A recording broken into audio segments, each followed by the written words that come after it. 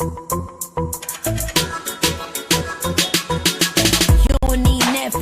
don't need cable. Hop on YouTube, welcome to the hood table, where we chop up local and global events vocally.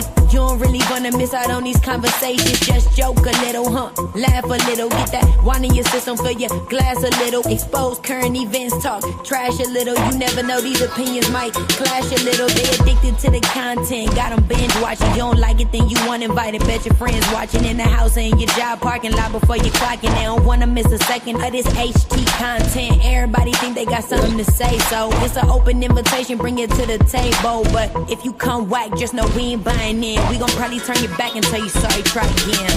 Yeah, welcome to the hood table. You don't need Netflix, you don't need cable.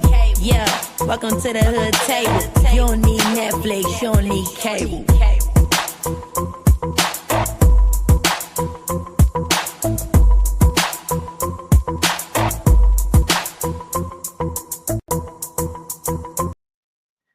Hey everybody, what's up? What's going on?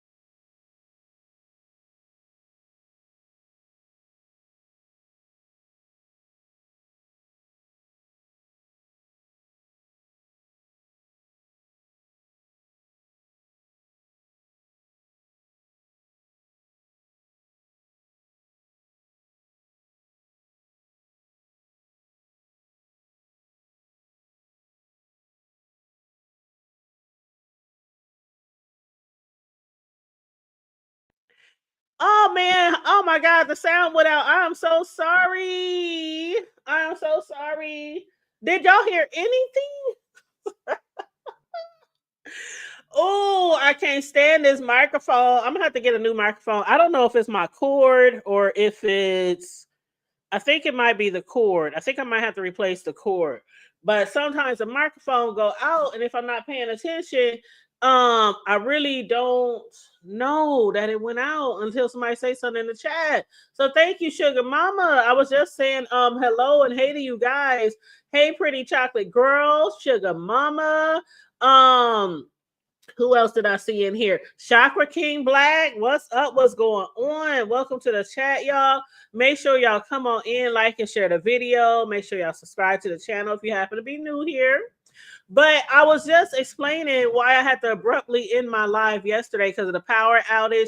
I still don't know why the power went out, but it went out. But I was literally at the end of my live where I was about to drop the link to see if anybody else would like to join me. And the last thing y'all heard me say was in court, I had heard that on average, Diddy during their freak offs, they would normally use like 24 to 25 bottles of baby oil per night. And I was like, gag, like, y'all, did y'all hear that shit? And then that's when the power went out. I'm like, God is telling me that you need to stop talking about the baby oil and the Astroglide and the prostitutes and all that kind of stuff. I was like, Lord, Lord, Lord, Lord. But anyway, the power came back on like an hour and a half later. It was 93 degrees yesterday. I was like, Jesus, please, please be a breeze. Because it was no breeze outside. It was just hot. It was just hot and the power had went out. But anyway, I'm back. You guys, I will drop the link after the show today. Like I said yesterday I would do, but of course the power outage happened and the live ended. But if anybody wants to join me at the end of the live, I will drop the link. Yeah, what up, Nova? The Astroglide, the lube. Woo-wee. I still can't believe, Noble, that neither the Astroglide company or Johnson & Johnson or baby oil or whoever it's owned by, because I ain't used no baby oil since the last time I probably had a baby or any baby to take care of. Matter of fact, I ain't never used baby oil with my grandchild or none of my nieces and nephews. That's how long it's been since I used some damn baby oil. And I remember when I was growing up, our parents used it a lot to grease us up and stuff. Before we went to church, it was like baby oil mixed with Vaseline, mixed with lotion, they make sure our ass was shiny as a there's a brand new penny when we went to church. But I don't like the feeling of baby oil. It's too greasy. It's too greasy. But as far as that Astroglide, that Astroglide, they was using that because they were having 3 to 4 business days of sex for 16 to 24 hours a day. So they had to stay well oiled down there, well lubed, juiced up. The girls was getting dry. But anyway. So I also want to shout out those of y'all who sent me cash apps. I received some cash apps the other day. I received some last week. Matter of fact, some of y'all I just sent a heart out to and responded to because I didn't even realize I had a cash app because I was logged into my main cash app and I had my main cash app separated from my The Hood Table cash app. So I didn't even know I had any cash apps. So I just want to thank you guys. I appreciate you guys. Any donation, big or small, for the commentary. Thank you so much. But yes, you said now shea butter and jojoba oil is the truth. Child, yes. Ooh, is that the UPS man bringing me something on my poach? Oh, what they trying to deliver? I'm gonna have to have my son go out there and get it. Cause what did I order? Dang, I shouldn't be getting anything today. Anyway, yeah, this no, that's FedEx. Huh. You know what, y'all? Let me step to the door just 1 second. I'm right by the door in the living room. So let me see what they done put on my porch. 1 second.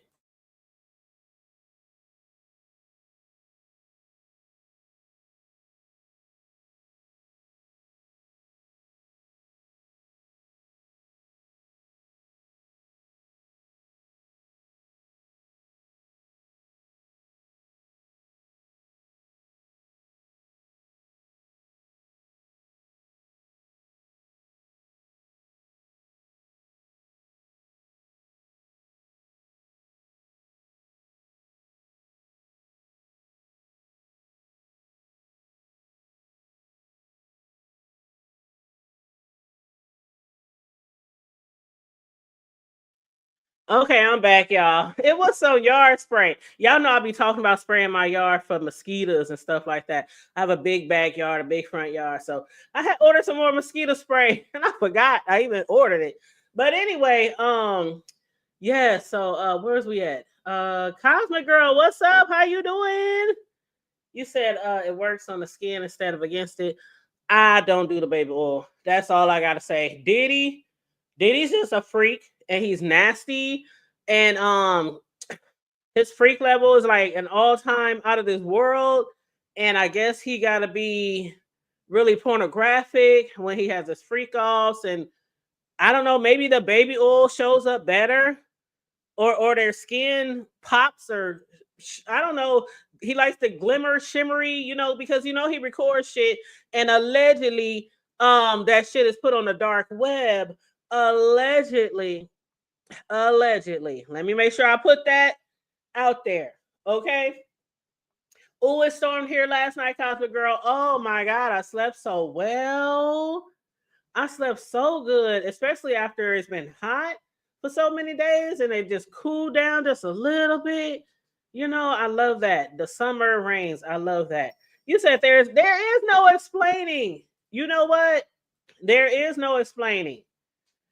Just like I said yesterday, people are like, when did he have time to record music? When did he have time to do any type of business shit? But he did have a whole bunch of assistants.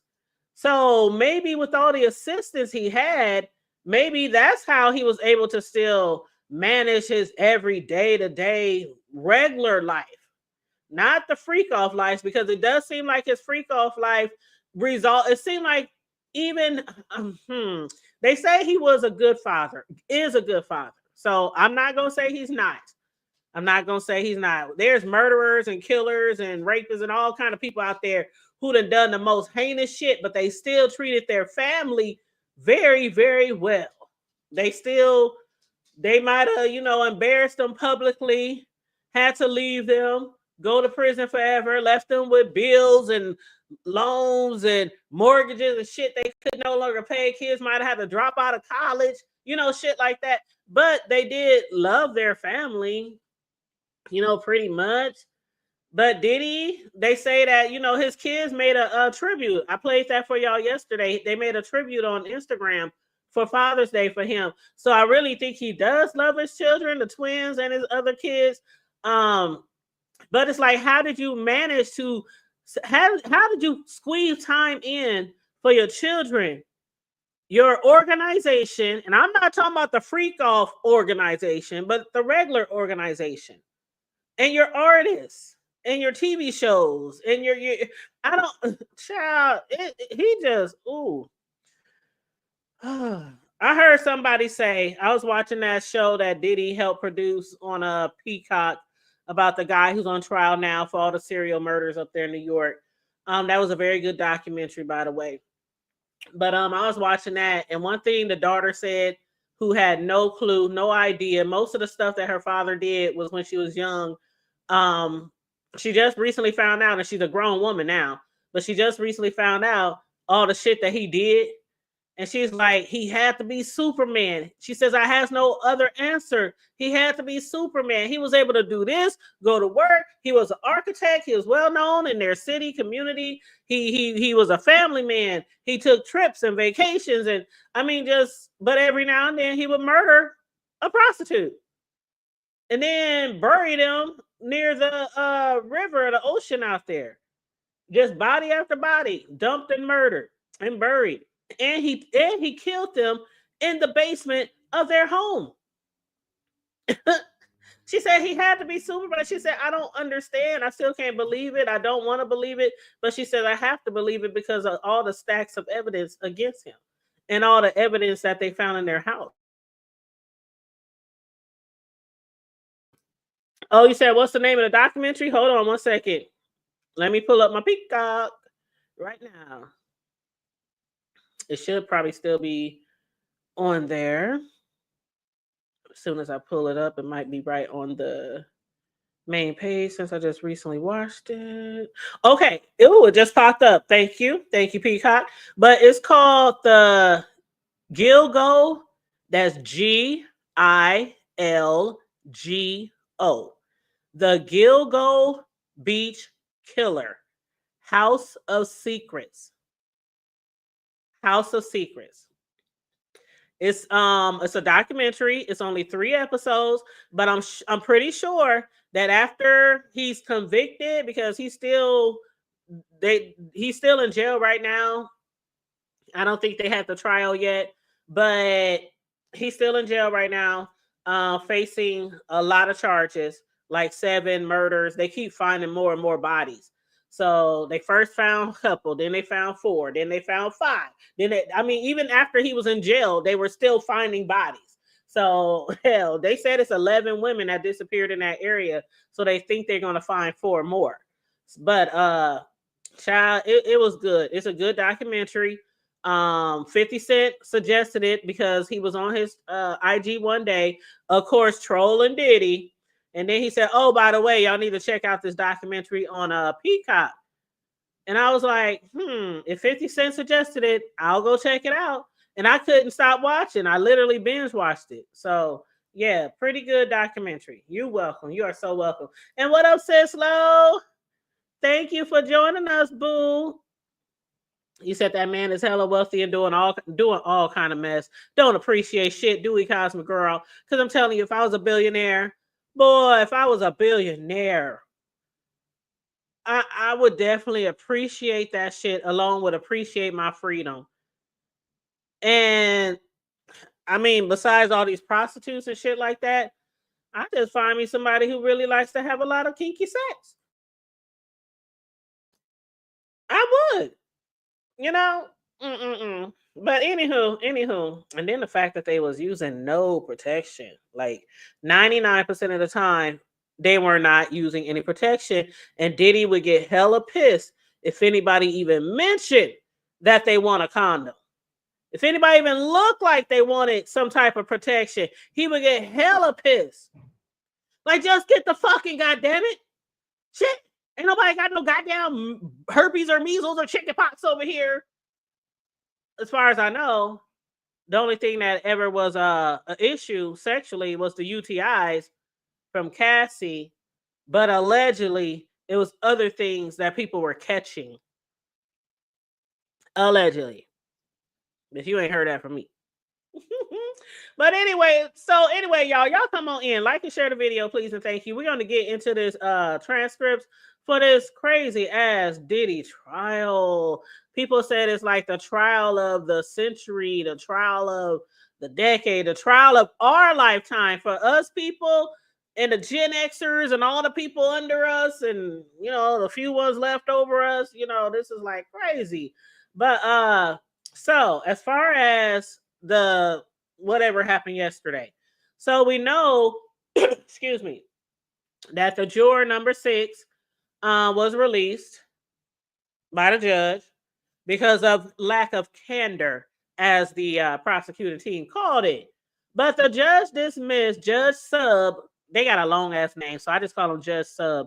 Officially dismissed juror number 6, which is a 41-year-old black man who works at a correctional center. The reason, inconsistent answers about where he lived. He kept saying, I live in the Bronx. Then here he would say, I live in Jersey. Then he would say, but my kid lives here, but I work here, but I drive here every day, and my mail goes here, and my checks go here. It was a lot of inconsistencies with his fiance and his child, because he said he lived with them in the Bronx. Then later find out, oh, the child lives here. My mama lives here. My fiance lives here. The judge was not going. Okay, the judge was not going. So they put him out. They got a new juror who is a mechanical engineer, married with 2 kids. He admitted to hearing about the case on the radio, but said he can be impartial.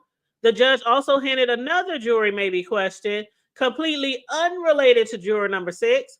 He added without elaboration. So I don't know if they're having some issues with another juror or not. And I don't know the reason, because I haven't heard anything else about that in the past few days. But anyway, the other day, they showed hundreds of documents, hundreds of pages of text, photos, phone call logs. The prosecution brought in Ananya Sankor, a summary witness, to walk through it all. And she read chilling messages between Diddy and his staff. And they also heard audio. In 2019, Ryan Lopez had texted KK, Diddy's right-hand man, his assistant, saw one of the Cowboys today like an escort. You know, they had nicknames and things, nicknames for the freak offs. King's Night, what's the other one? Hotel Nights, freak offs. What's the other one? Not King Nights, but something else. King something Nights. They got a lot of nicknames, and Diddy has a lot of nicknames or aliases that he go by when he check into the hotel. One of them is very well known as Frank Black. That's the one he normally uses when he checks into a hotel. But anyway, after they said like an escort, she replied with laughing emojis, cowboys and angels. A service to executive testified Diddy used to source escorts for what they called the freak offs, and a jury now finally has seen receipts. A lot of people have been asking, well, where's the proof of the RICO? We know he's a freak. We know he beat women. You know, he drags them by the hair and beats them up and down hallways in hotels and kicks them out the house, you know, every other day, like Uncle Phil did on The Fresh Prince with Jazzy. And we know he likes to re-up on baby oil and lube and all that kind of shit every day with his credit cards and with other people's credit cards. But finally, the jury got to see a trail of evidence from Diddy's American Express purchasing a lot of the things that was needed for the freak offs and also paying the escorts, aka the prostitutes. So in another thread from March 2016, Diddy's team coordinated getting $4,000 in cash to the hotel. The escort names were added to hotel room records. And KK said probably about to do Wild Kingdom Night. That's what it is, y'all. Wild Kingdom Night. Ooh, child. That reminds me of the Wild Kingdom, that TV show back in the day that was filmed here in our city. The Wild Kingdom, but that was based off of our Henry Dorley Zoo and off of other shit too. But anyway, Dave Shirley replied, need to re-up on that baby oil and shit. So, you know, it was like everybody in his circle knew what this freaky motherfucker was doing. They all contributed to the drugs. They contributed to the baby oil, to the millions of towels they needed to try not to destroy the hotel rooms, even though they was always destroyed, and the hotel had to always get extra money off of Diddy's credit cards because they was always destroying the hotel room with all that baby oil and shit. Okay, baby oil and shit. But anyway, they probably about to do Wild Kingdom Night. KK said. There was a text from KK to Cassie. Dave is at the door with the green. That means with the money. Jewelry saw Combs' operation in motion, mostly cash fueled. And in November 2021, he texts KK, is the room ready? Don't want the hotel to know it's me. KK said, wait until Jane and Joey get there. Pure damage control. Yep. So people yesterday was like, goddamn. Diddy, what the fuck? Now he thought he was being really smart. Thought he was being really down low per se, you know, as far as, you know, keeping things under the wrap. Things kept getting out over the years, but we really, again, never really had proof as far as us in the public eye. You know, we're not in the entertainment world, so we didn't get to see the shit close up and personal. We just heard about shit here and there. But this how they said Diddy was looking in court, y'all. Then this is you know, they have an artist. They have an artist that draws pictures every day from court, pictures of the witnesses, you know, the attorneys. This one right here, my nigga. This one right here. Diddy looking back like, somebody help me. He looking back like, somebody help me, please. And I know he was probably looking back at maybe his family or friends, or he could have been, I don't know. The judge had to get on him already a couple of times for head nodding at the jury, you know, making movements towards the jury, you know, nodding or shaking his head visually or, you know, shit like that while the witnesses are talking. And the judge already had to get on his butt about that, threatening to put him out of court, ban him from the courtroom. But the way he looking back, y'all, like, somebody help me. Get me the fuck out of here. Is this a dream? Somebody pinch me. I don't know. Y'all tell me what y'all think that picture means. But anyway, so yesterday also they showed actual videos of explicit sexual encounters, and the reactions of the jury, they said, was really interesting, because until now they only saw still images and heard audio. But yesterday was the first day the jury was shown actual videos of the explicit sexual encounters. The clips came from 3 separate recordings in October 2012, October 2014, and December 14, 2014. And in order to make sure no one in the public gallery watched them, the prosecutors kept their monitors off, while the jury, the judge, and the parties wore headphones. Most of the jury, they say, stayed stone-faced while watching those sex videos, but one female juror had to put her hand over her eye, just as she had during previous evidence. And another jury member was visibly wincing, they said. They said, what's the risk now with the jury? Desensitization. In cases like this, repeated exposure to graphic content can dull emotions. They said what was shocking at first might start to feel normal, but when jury sees disturbing videos day after day, some may emotionally shut down. And this mental fatigue can affect their focus and how they judge key testimony. So they know that emotional overload can cause jurors to tune out or question the consistency of the victim's stories. Prosecutors, meanwhile, have to strike a balance, show enough to prove the horror, but not so much that the jurors grow numb. And they say in long trials like these, emotional burnout is real. The court may need to intervene if jurors show distress. But for now, they're still watching. Some flinching, some blank stares, but they keep taking notes and they keeping tabs on the evidence. Mm-hmm. And for now, that's all that matters, right?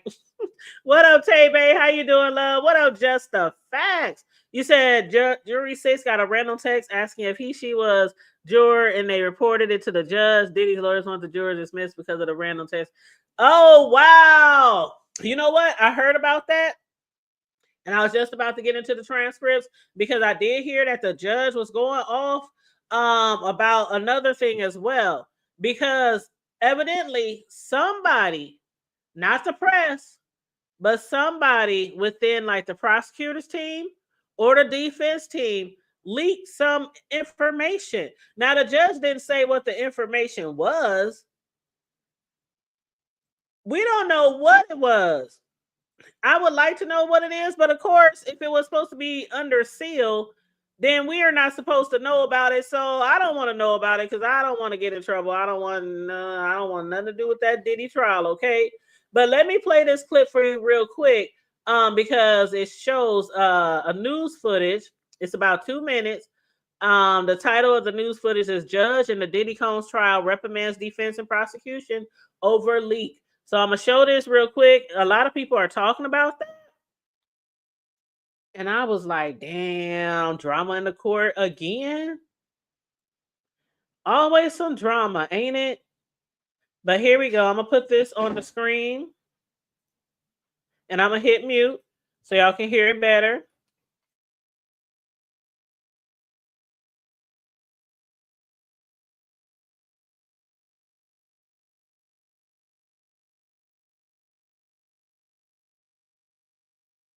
Let's jump the map to New York now, where more testimony is underway in the sex trafficking and racketeering trial of hip-hop mogul Sean P. Diddy Combs. A special agent returns to the stand to walk the jury through Combs' hotel records. But as CBS News legal reporter Katrina Kaufman reports, today started with discipline for both the defense and the prosecution. Take a look. The judge reprimanded both parties this morning after information from a sealed proceeding ended up in an article. He says that someone flagrantly violated the court's orders, and he's going to be investigating this. He also warned against any further violations. He said that he would put people on the stand and take away their phones if that happens. We're also hearing from a couple witnesses today, Special Agent Delisa Penland and then Brendan Paul, a former assistant of Sean Combs. Paul has been given immunity for his testimony. He was actually arrested back in March of 2024 on a day when a couple of Combs' homes were raided, and he was originally charged with drug possession at the time. Those charges were later dropped. Delisa Penland has been showing the jury charts. These bring together hotel records, different communications behind the scenes. This is all very important for the racketeering conspiracy charge that the government has brought against Sean Combs, because we're seeing how things were paid for, how those payments came out of accounts that were linked to Combs' company. We're also seeing communications between his employees, such as Christina Courtroom, his former chief of staff, who the government has identified as a co-conspirator in this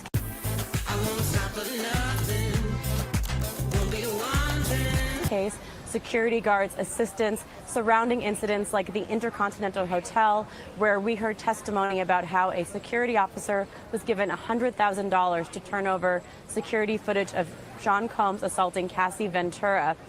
So all of this is really helping the government to bring its case together, and the defense is now also cross-examining her and trying to poke holes in that testimony. Katrina Kaufman.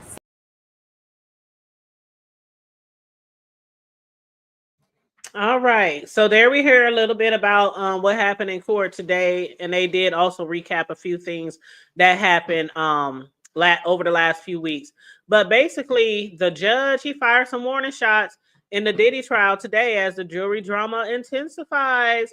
The judge sub, who I like to call Judge Sub. You out of here, son? All right. Make sure you got everything. I'll lock the door behind you since you got all that in your hands. You're welcome. Love you. Bye. All right, you guys. So Judge Sub gave the defense and the prosecution a stern warning. Basically, they gave them a stern warning regarding some information that got out to the media. Now, a lot of people are trying to figure out what exactly was it that got out to the media, because I mean, I try to look very closely at the media throughout the day for updates on the trial, and the only thing that I really saw was the juror information. So was it like the background information from the juror? The background information from the new juror? I don't know. And then people were thinking, well, maybe the press, because it was said before that, you know, names of the witnesses who were under immunity had got out, and they thought, and the judge was like, well, if we find out it was anybody in the gallery or anybody in the press, then, you know, they'll be in trouble. But the judge is specifically saying this has something to do with the prosecution team or the defense team, because they were the only ones there. There was no jury, there was no gallery, there was nobody else in there when that certain information that was spoke about got released. So he noted one or more people in the courtroom violated the court sealing order and revealed information about Friday's private proceeding. You know, when they had took a long break, and the judge referenced an article in the media. And again, he didn't say what the article was. We don't know what the article was. Don't nobody even put it in my chat if you do know what the article was. Just like we all was alleging that, you know, basically 50 saying baby mama is Jane Doe. I'm like, don't put her name in my chat, okay? But anyway, he reminded the parties that the defense requested the gag order. Judge Sub continued that a violation of that order could result in contempt charges at the most extreme level. He threatened to basically take their phones. They can have a phone search. They can have an email search. They can have their computer search. They can also be put on the stand and have to testify in court. I'm like, ain't that crazy? So I don't know. They better be careful. Whoever it is, the judge said the buck stops with y'all. You know, when it comes to the prosecution team or the defense team, he said the buck stops with y'all. This was a private meeting.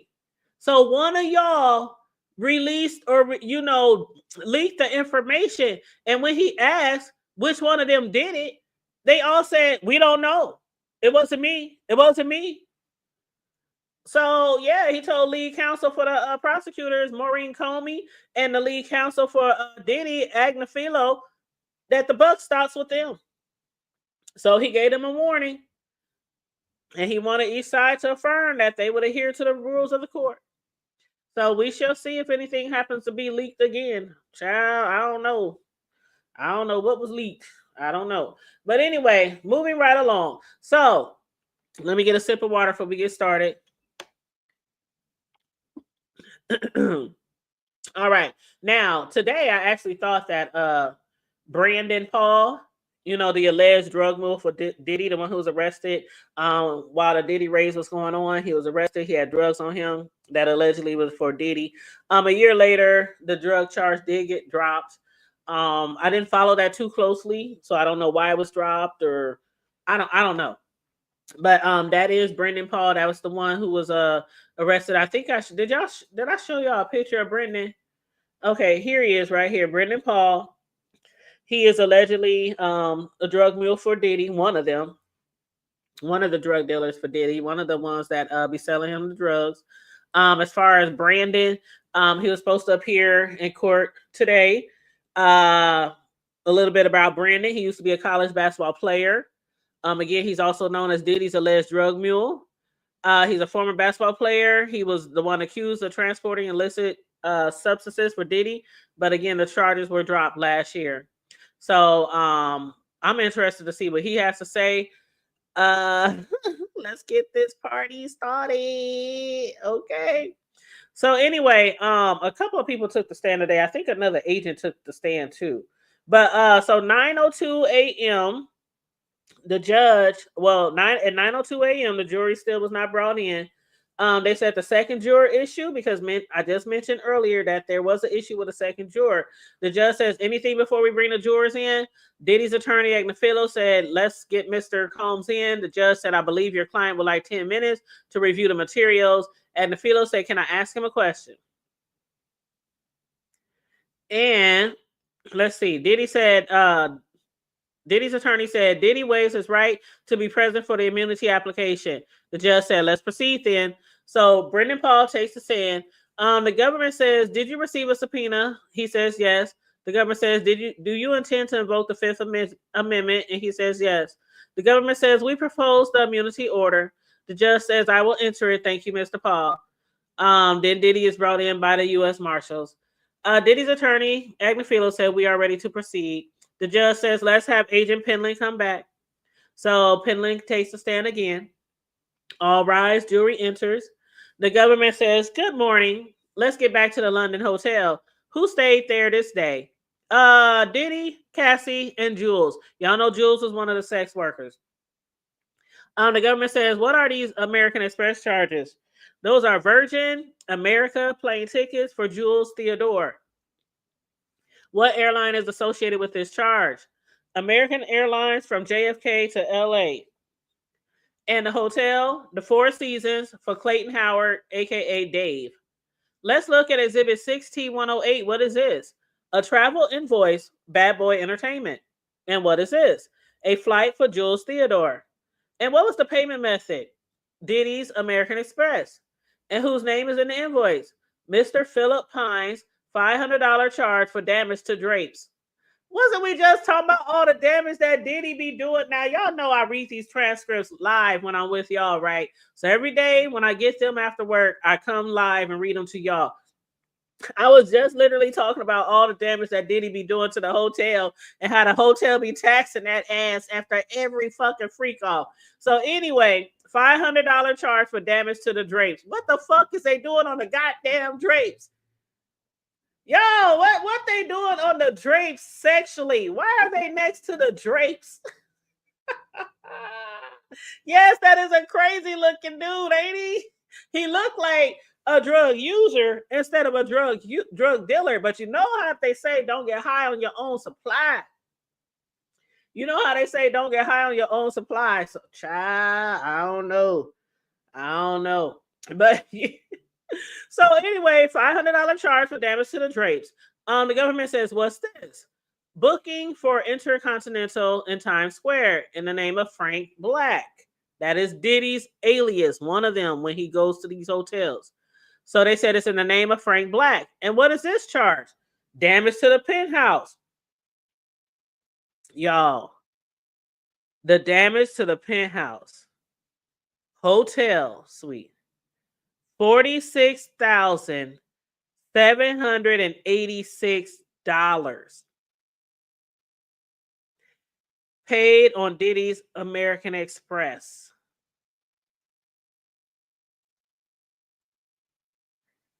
They said that bill was paid by various accounts at Signature Bank. How do you make $46,000 of damage? Now, we heard about 500 here, 600 there since the trial started, but $46,000. Damn, that's a lot of damage to a hotel. Ugh. I'm like you, Cosmic. So they said, what is this charge? A hotel in Riverhead. And where is that? Long Island, New York. Is that where the Hamptons is? Yes. And what's these communications? Between Diddy and Cassie, color coded. And what is this? A call from Diddy to Cassie for 41 seconds. And the government said, let's read it. It says, Skylar can come later. The agent says, let's do Skylar. Then Skylar responds to Cassie. The government says, go to slide 4, please. The agent says, Skylar texts Cassie, what area? Then Skylar said, I'm laying heading down. Hit me up. I'm laying down. Hit me up if we are getting together. That's the prostitute. The government says, what do these boxes show? 3 photos taken by Cassie. What day is this? March 6, 2016. Walk us through it. Diddy calls Cassie, no answer. Cassie texts Diddy, says, I checked with security, Jules left, you're good as long as you don't bother the other guests. Then some unanswered calls. And what does Diddy text back to Cassie? He texts, call me, the cops are here. Then a call connects. Cassie then makes a call to D-Rock, and it connects, and Diddy calls Cassie, no answer. The government said, and on this day, March 5th, 2016, Cassie texts, you are sick to think that it is okay to do with what you have done. Please stay away from me. I have a premiere. The government says, what does Diddy text to Cassie? He texts, call me, help. Then he texts, help me. I'm about to be arrested. Then if you don't pick up, you'll never hear my voice again. The government says, then what? The call was not answered. Then KK, Diddy's assistant, Christina Courtroom, called Cassie. And here, Cassie calls D-Rock. Then KK. The call connects. The government said, what does D-Rock text? D-Rock's text, tell him to get out of there before they arrest him. He is not picking up. The government says, what does Cassie text to Diddy? Cassie said, I'm going to bed, nigga.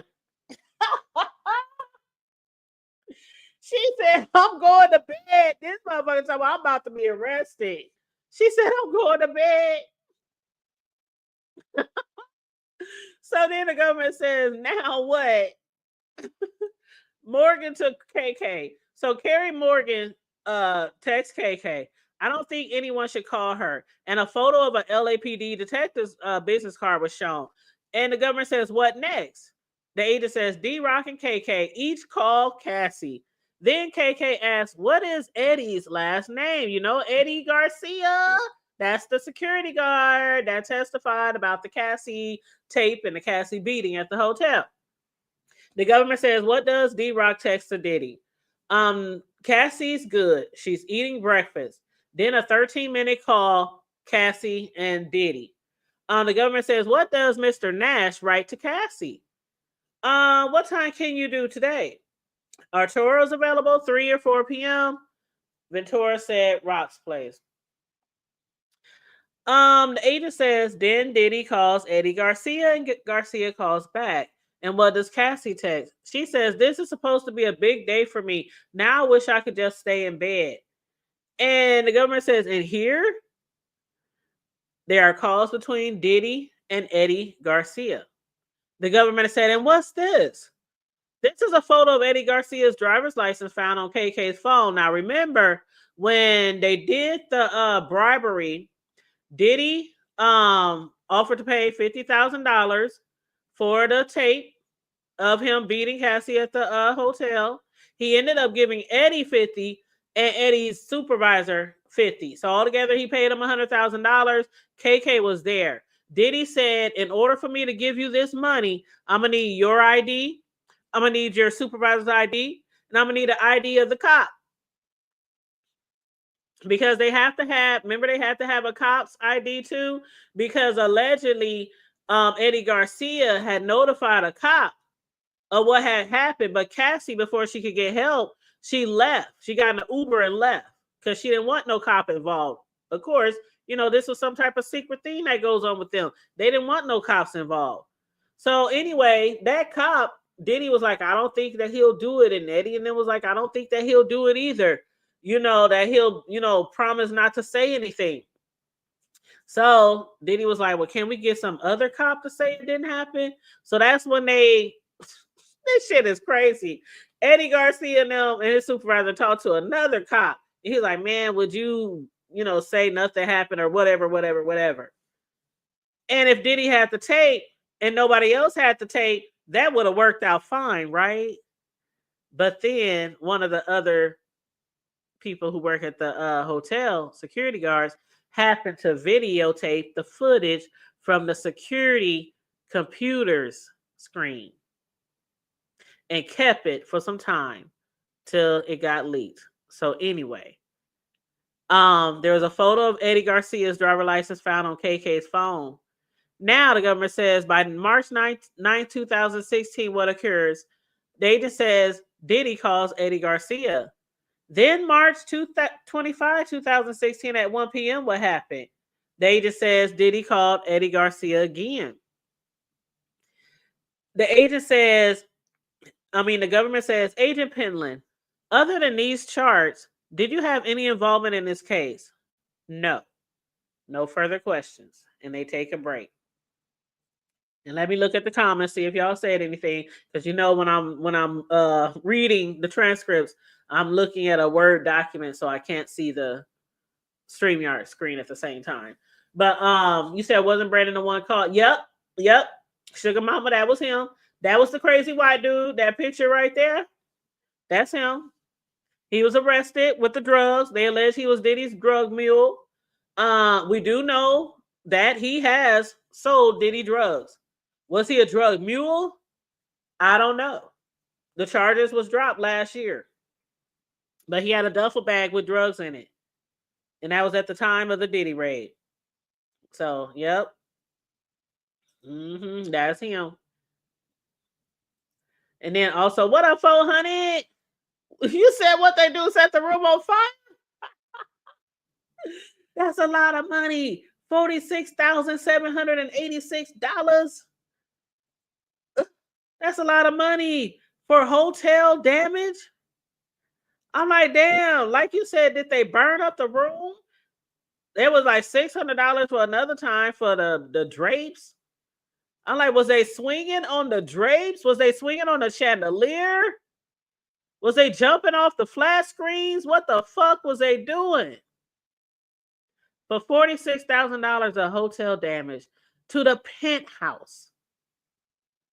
You said, damn, they want a cop to put his job on the line. And that cop sure did, because the supervisor got 50, Garcia kept 30, and the cop took 20. And I still stand on it to this day. If I would have done that shit, Diddy would have to pay me $1 million motherfucking dollars. I'll be damn. That little $20, $30, $50,000, you can spend that money in a month. You can spend that money in a week. Shit. Shit, after I pay off some student loans and pay off a couple bills, that shit is gone. Girl. He showed input his boy. That's crazy, y'all. That's crazy. You said they ruined the room with baby oil. That's why they stopped. Yeah, I know they ruined it with baby oil, but I'm still like, how the fuck baby oil on the drapes? Like, I ain't never fucked and got close to the curtains.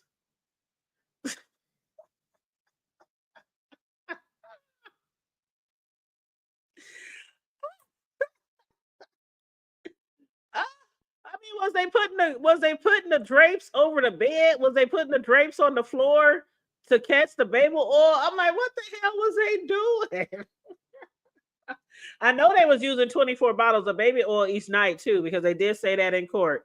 They use on average 24 to 25 bottles of baby oil a night. That's why when the raid happened, Diddy had 200 bottles of baby oil, and he had, I think, 300 bottles of Astroglide, something like that. The lube. That's just gross. That's nasty. Ugh. But anyway, I feel sick. So after they took a break, the judge said, let's have Agent Penland back on the stand. And now the jury comes in, all rise. Diddy's attorney, Gallegos, it's his turn to do the cross. So he said, you've been at SDNY for 10 years? Yes. Let's turn to this date. Did you know Cassie was in South Africa then? No. Gallegos said, what about 12/8 to 9/15? You didn't try to find out who else was in this chat? I did not. And you are a special agent? Yes. And as a special agent, you know how to look for evidence, right? Objection, says the prosecution. Sustain, said the judge. Diddy's attorney says, let's turn to August 2009. Under the name Diddy, you included several U.S. exhibits. Let's pull one up. On August 5th, 2009, Diddy says, when do you want to freak off? Laugh out loud.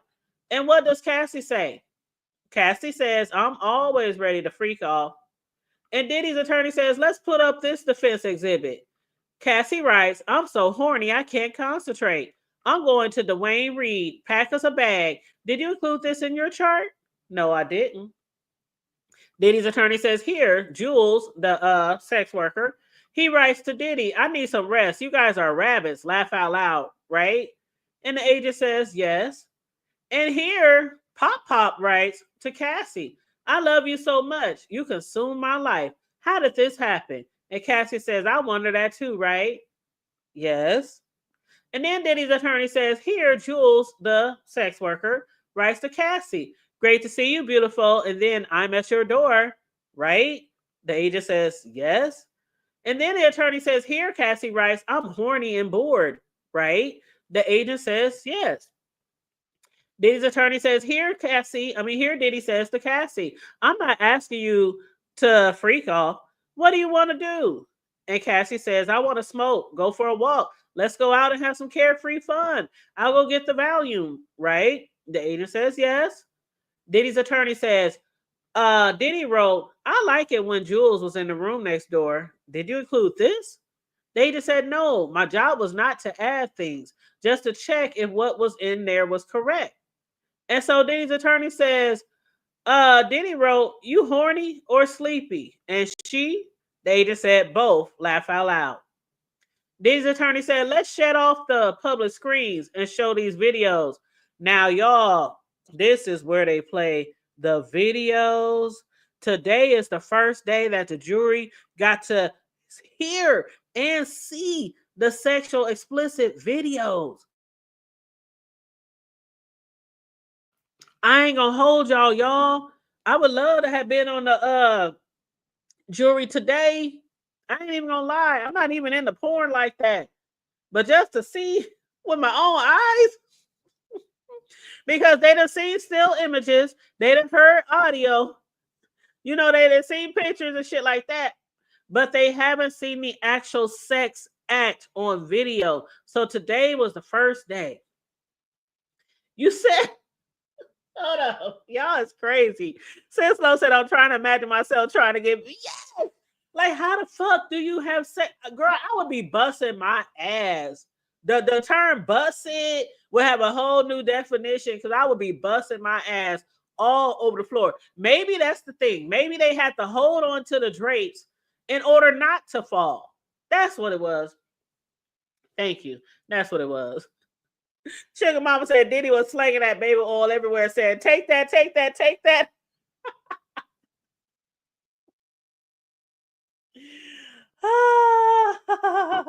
Yes, he was. Cislo, that's what he's been doing. That's what they've been testifying to for the last 5 weeks. That he would be sitting in the corner, just stroking and whacking away while they doing what they do. And let's not forget, of course, he was recording it at the same time. And also throwing that baby oil. He probably had that shit hooked up to a hose and was just spraying it like he watering the lawn or shit, just spraying the shit. Ew is right. Ew is right.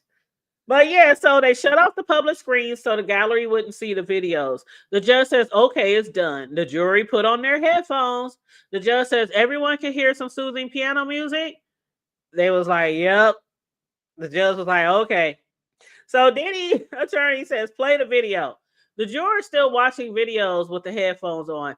And Diddy's attorney says, for the record, Mrs. Foster has put it on until minute 14. And then more videos are shown. Diddy's attorney says, Your Honor, should we take our break? The judge says, how much longer do you have? He says, an hour. I took longer than that. The judge says, now then. So they took another break, as they always do. But I already had an hour left to cross. But anyway, people were waiting on Brendan Paul. Like, people on social media was like, get this shit out of here. Get the agent off the stand. We want to hear what Brendan Paul. I don't even think Brendan Paul got to speak today. I don't think Brendan Paul is going to take the stand till tomorrow. I don't think so. But we shall see. Anyway, after a break, it was about 1:34 p.m. Eastern Standard Time. They came back from break. The judge says, Mr. Gregos, are you ready to proceed? Diddy's attorney says, as soon as Diddy is out. They brought Diddy back from the holding cell. The judge says, you are conferred about the other matter. The government says the court can question the juror. We defer. So there still is that little issue with that other juror. They really haven't said what it is yet. But they said we defer that for right now. Diddy's attorney Shapiro said, we prefer in the courtroom to the roving room so Diddy can observe. So the judge says, let's get Agent Penland back. So the witness takes the stand. The jury enters. All rise. Diddy's attorney says, we watched the video. Now Exhibit 1307. Diddy's attorney says, this is a stipulation that the video was found under Frank Black profile. Again, Frank Black is one of the aliases that Diddy used when he booked these hotels. So the videos are found under Frank Black profile on devices provided by Cassie. Here, Diddy wrote, coming to New York City this weekend. What does Cassie reply? They just said, it's really nice here. Diddy's attorney says, Diddy wrote, I got us ticks for Book of Mormon. That was not in your exhibit, was it? It was not. Diddy wrote, you ready for tonight? That's the day before the videos we looked at, right? They just said, correct. The attorney says, if we could pull up what's already in evidence, page 18, please. This is not included in your chart, right? They just says, correct. Diddy's attorney says, Cassie wrote, keep having sexy flashbacks of yesterday. You see that? The agent says, yes. Diddy's attorney says, what does Cassie write? The agent says, she wrote, I brought the best sexy outfits for later and some shoes. And what does she write? She wrote, I promise I will be nastier. I will be a nastier freak bitch to make up for it. She said, I will be the nastier freak bitch to make up for it. Diddy's attorney said, what does Cassie write here? They just said, she wrote, can't buy Astro. It's too expensive. When should I take it? Where is it? Damn, how much do the Astroglide cost? How much is the goddamn lube, y'all? Can somebody look up Astroglide and find out how much a lube costs, a tube of lube of Astroglide costs? Because Diddy had hundreds and hundreds of cases of that shit at the time of the raid. So too expensive? Anyway, Diddy wrote, it's in the bag. It's the orange pill. I think she was talking about they was probably talking about the ecstasy at that time. Because, you know, they was talking taking Molly and ecstasy. So when they mentioned that pill,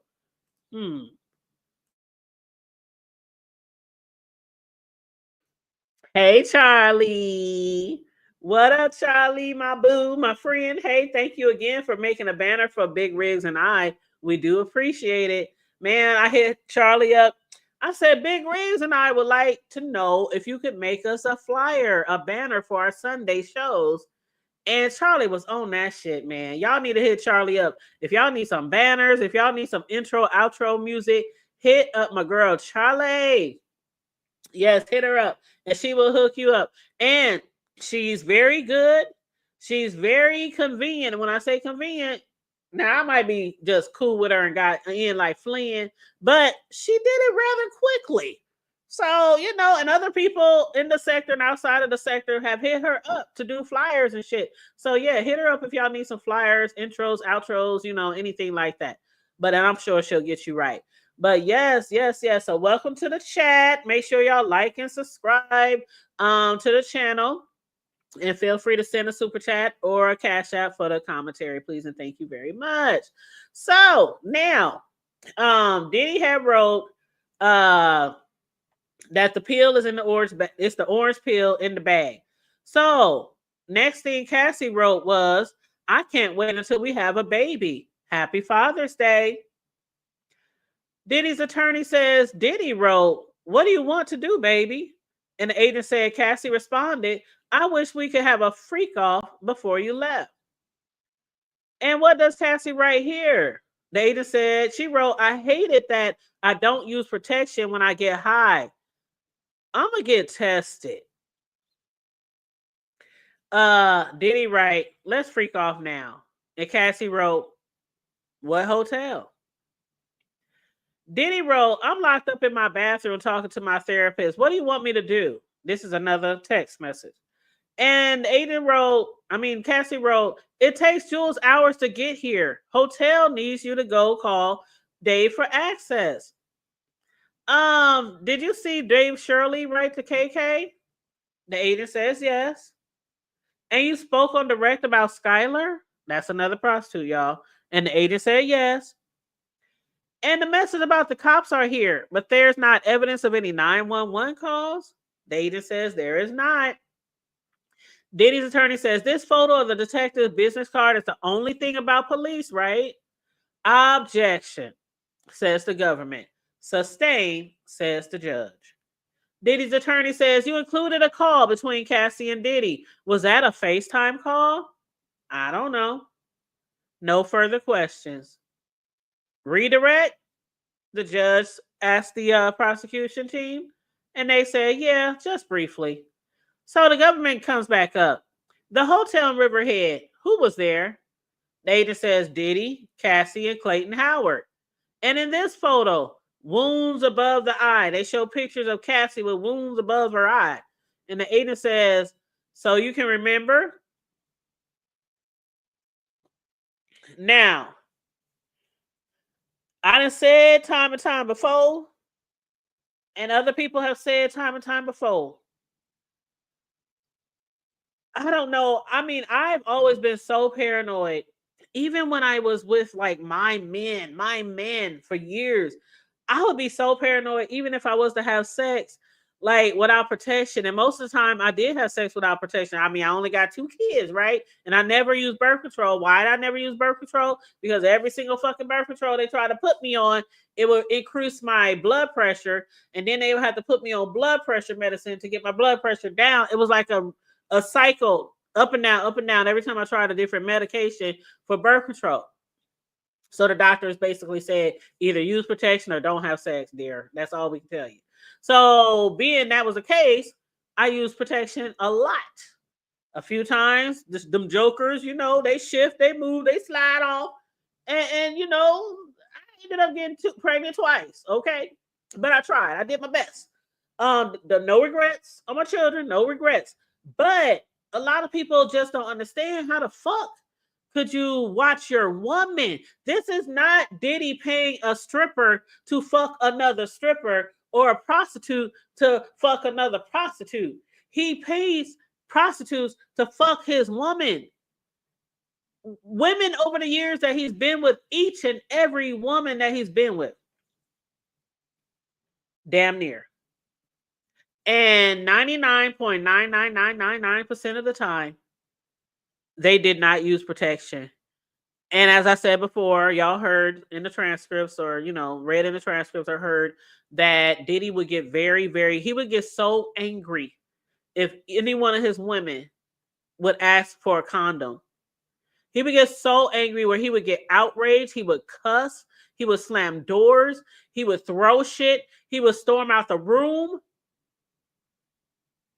because he didn't want condoms involved. And that's another reason why I believe that a lot of the videos that Diddy recorded over these 25 years of free calls were put on the black dark web. Because what do you not see when you watch porn? You don't see condoms. Why does Diddy get so fucking angry when they ask to use condoms? I mean, we're talking diseases, we're talking pregnancy, and other things like Cassie couldn't get rid of her UTIs. Her cuckoo was always in pain. She couldn't get the sores out of her mouth. But besides, diseases, there's also pregnancy. Now, we do know allegedly he did pay one of his jump offs, or the young chick Gina, $50,000 each pop for her abortions. Allegedly.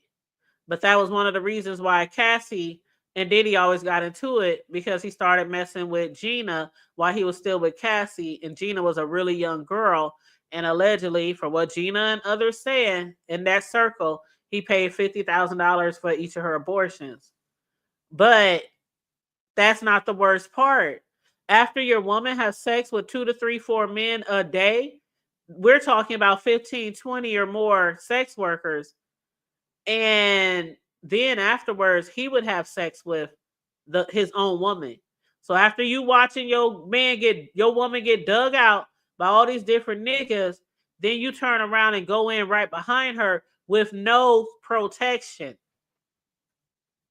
He didn't even put on protection in to protect him.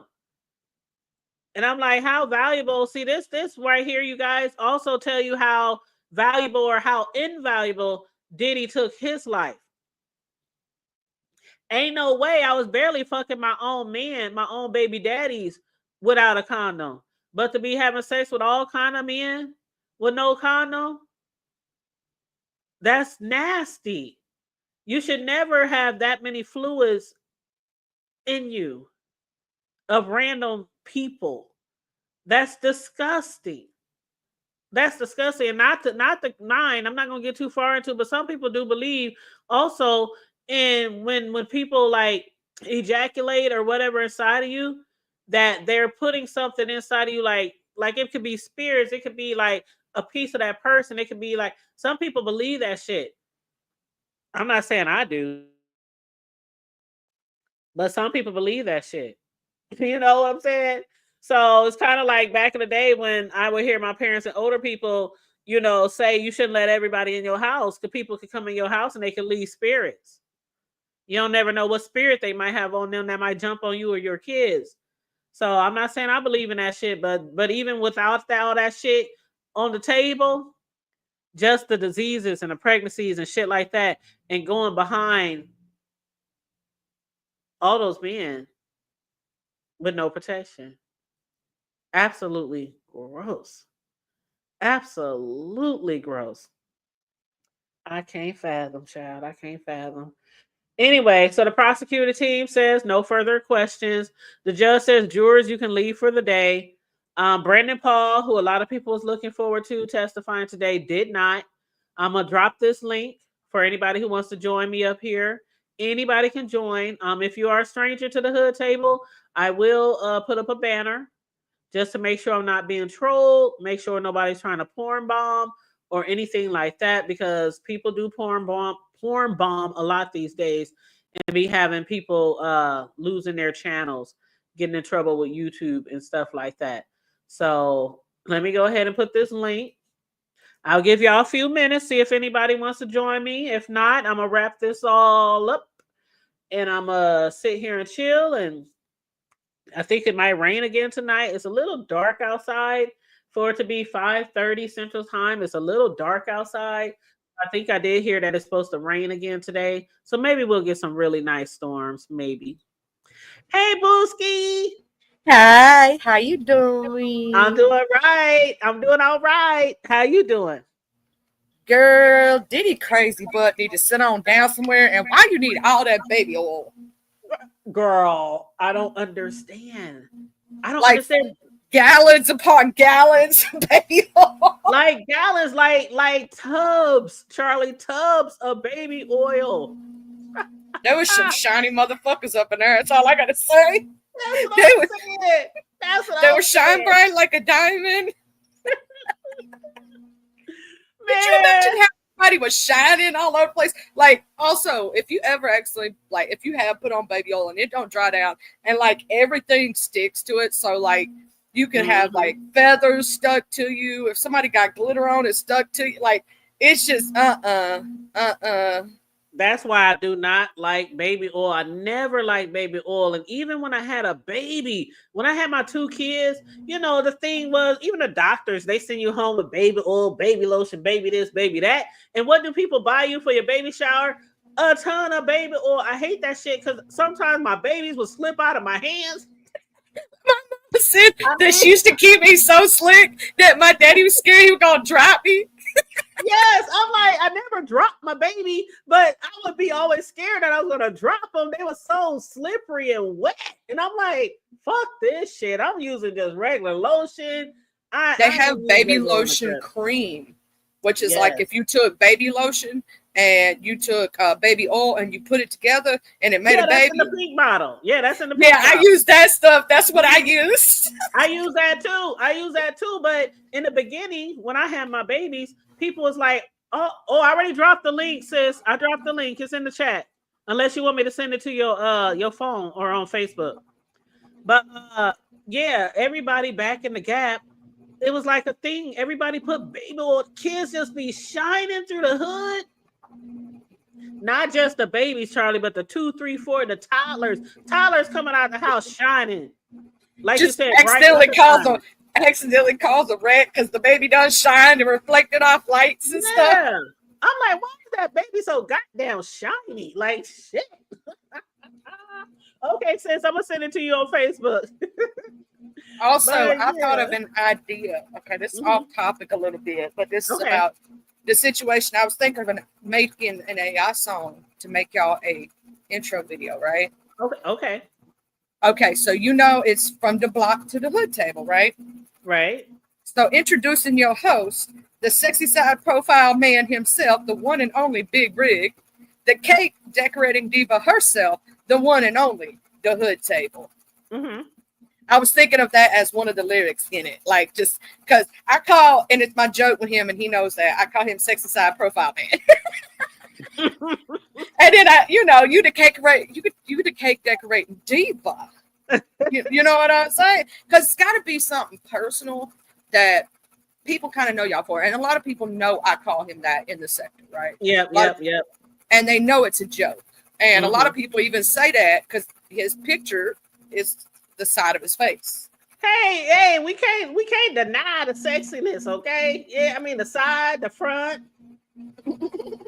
I still ship that. I ain't gonna go that far because I don't know what the top and bottom look like. But you know, I'm just being funny. But yeah, I mean he is sexy. You know, we can't deny that. So I understand why you say that. And it did start off as a joke when we first met him, right?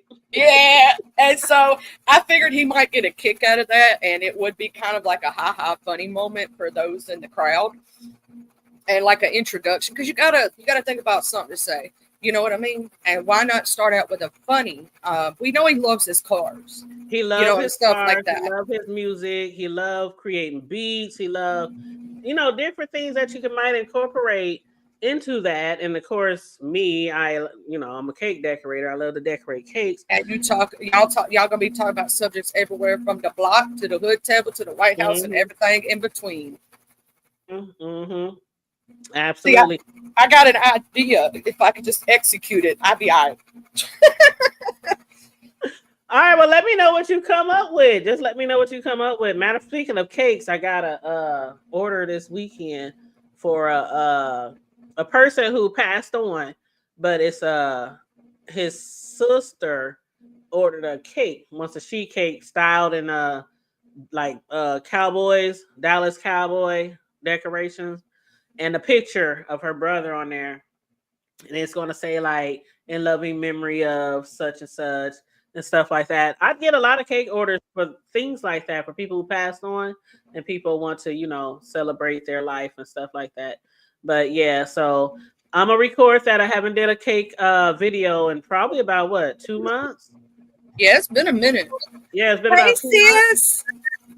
Mm-hmm. Hey, boo. I'm totally waving like she can see me. I'm doing my. What up? What up? What up? What it do?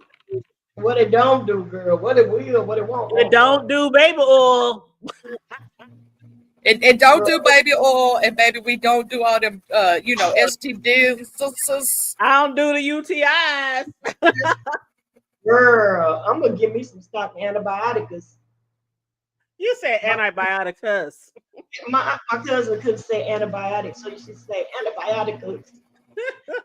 We all gonna need it. Just listen to this trial. We all need a little good shotty shot. I know. I just want to lay the plastic out, y'all. You know how they, put plastic on beds for like little kids and shit. We need to play the plastic out when we be discussing Diddy. Shit. See that? My what you call it? What you say, babe? I'm sorry, hold on, my phone ringing. Hold on, y'all. Okay. Cosmic Girl said, think about how crazy them folks are. They were thank you, Cosmic Girl. Cosmic Girl. But you know what?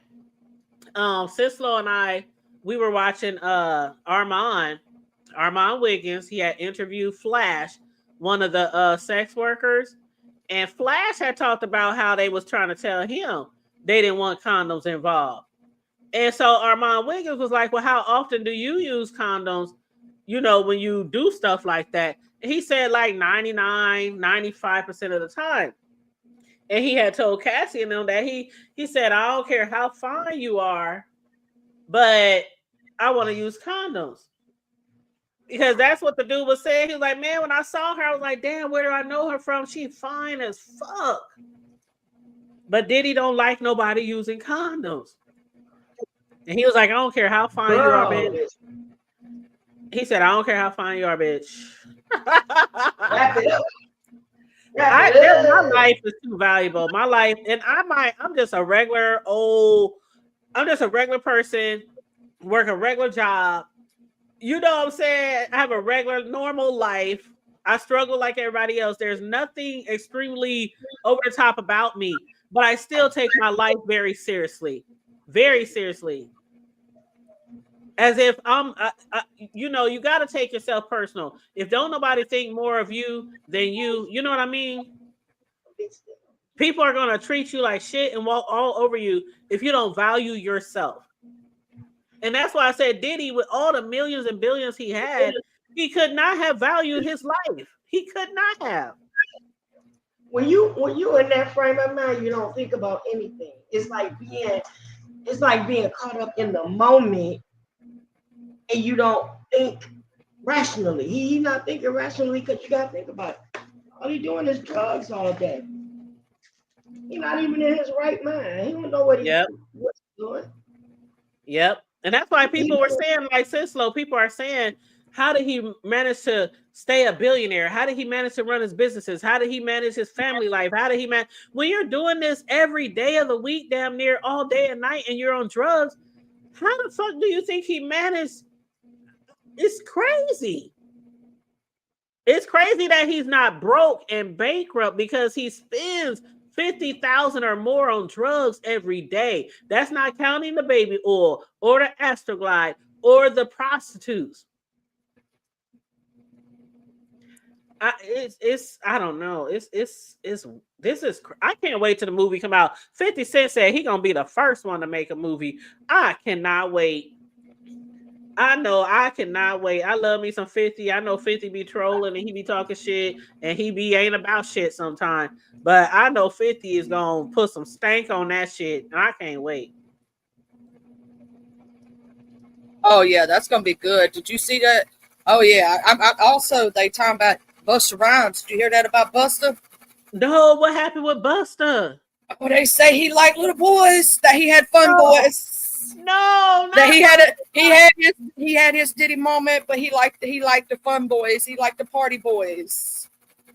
So, but they were older, right? They weren't little. Oh yeah, they wasn't little. Oh, They was girl, like, please don't. you know, like the little yeah, boys, you know, the little the ones that's really flaming, really. Yes. What they call them? Sis, little flamboyant. He liked the flamboyant party boys. Okay, girl, because when you said little boys, I said no, not my Busta. You can be gay and you can slay whoever the fuck you want. Well, they say he had him some Diddy moments with literally at his concerts, he would have a section set aside for the fun boys. As long as it was consensual and as long as they were above age, I'm cool with it. I'm praying they was above 18. That's just my prayer. But 50 Cent coming out with some stuff, and you know how 50 do. And him and 50 going back and forth right now. But he said that he liked having fun times with the boys. Child, that's just I heard that he was back there making them holler like they had Meek Mill in there hollering. Yeah, that's what I'm saying. It's slow, like Meek Mill and them, like that video we all heard and got sick when we heard it. The Do Jesus one that I want to throw the holy water and rebuke it in the name of Jesus. Because I still can't get that sound the out. Father, the Son, and the Holy Ghost. The devil is a lie. God rebuke you and the baby oil. Yeah, they had Meek Mill back there. They hollering and screaming. They said to the top of his lungs. But see, I don't want to go in too deep into it. Shut up, y'all. Y'all lying. What? Talking about Meek Mill? They had Meek Mills doing what? He had him back there screaming and hollering. He was in that room screaming. Where's Mom? What happened, Sis Slow? What do you mean they had him screaming and hollering? What was they doing to the boy? They was, I don't know, they said they was doing it and not. Who was doing it to him? Oh yeah. Yup. Who was doing it to him? Busta? Not Busta, but or are we talking about something? We on a different No, they was all. It was one of those parties. At Busta's party or at Diddy's? Diddy's, but Busta so was at there. Diddy's party. Busta had Meek Mill. Not Meek Mill, but he had some. He was there. He was doing the same thing at one of Diddy parties. Is what I'm saying. So Meek Mills, they had him hollering and screaming at a Diddy party. It's a Meek Mills. Child. You know what? At that pool party, when you was calling him, Puffy called Meek Mill daddy. Ooh. Swimming pool. Right after they had him calling him daddy, ain't the uncle, Jesus, everything. Child, it was awful. No. I'm saying Puffy called Meek Mill daddy. You are right, Cosmic Girl. The trial will bring everything out. But you know what's different about this trial, y'all? You know when we was covering the Kelly trial, right? Kels. And a lot of people was so upset because Kels was the only one convicted. Nobody else. I mean, we followed that trial. The names that's being dropped. That's why they say this is the trial of the century, because these people is dropping names. I mean, we talking all the assistants, all the bodyguards, the people at the bank, the people at the hotel, other celebrities. I mean, they dropping it all. They saying that's why they trying to off him now. Kel's off. Yep. Kel's off now because of that. But and you know he in the hospital. You know R. Kelly in the hospital, right? So I heard. Yeah, they said I that heard he was in the somebody hospital. OD'd him. I heard that somebody at the jail, like the staff or whoever's running the jail, they had tried to get somebody to off him, and the guy had came forward and he talked about it because the dude is I think he got a terminal illness or something like that, right?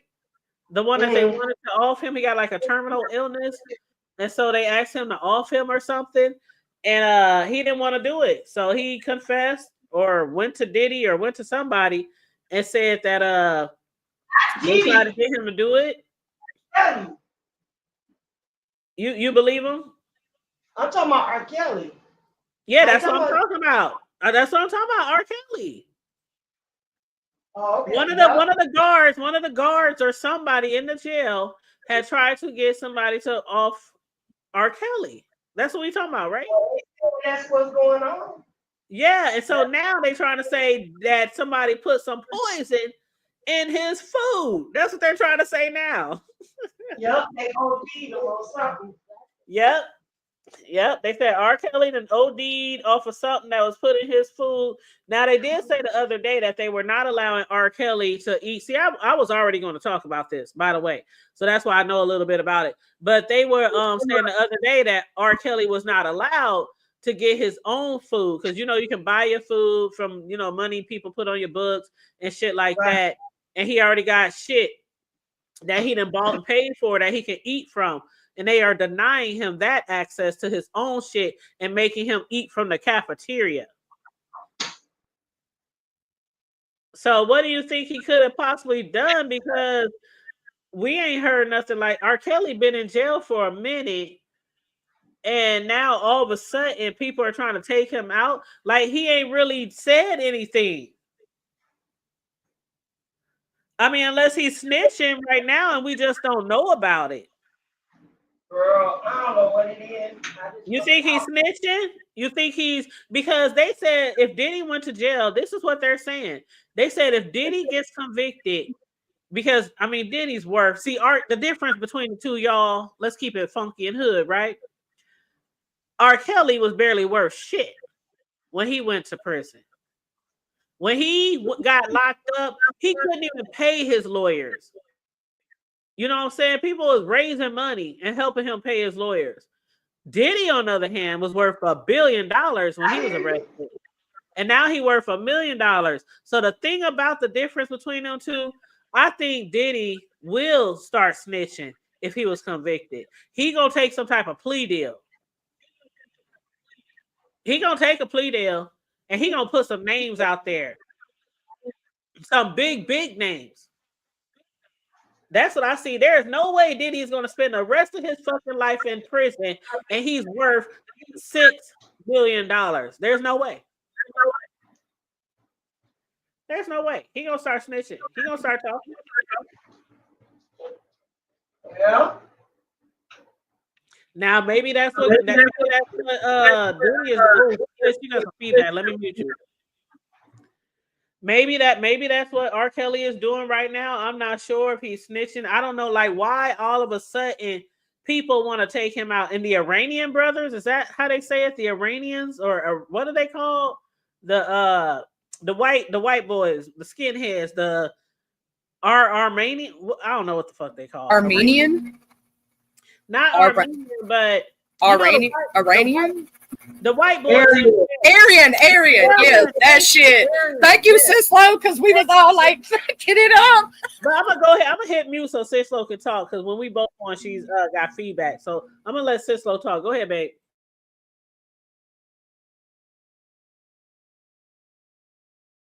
Sislo, you've been on my mind. Oh, Sislo, you're one of a kind. So come on through, Sislo. We just made up our own song. We just made up our own song. And we gonna come on now. Me and you will never part. Maki Dada. What up, 400? Thank you, Aryan Brotherhood. That's what I was thinking of. Hold on, we got somebody in the background, but I don't recognize the name. It's a different name. What name is that? I think I know who it is, but I don't recognize. Put your banner up, child. Put your banner up. You coming through with your, is that your real name? I don't know if you want to be coming through with your real name on the authentication. I think he backed out so he can put his I mean, yeah, don't do that. I'm not a doxer. I'm not a doxer. But you know, when you authenticate yourself. Mm-hmm. Well, I had to tell somebody that one time. They came up on here with it. And I had to be like, don't do that. Mm-hmm. I told him, I say, because it's me, and you couldn't see it on the screen while they were on my panel, right? You couldn't see what I could see, right? Exactly.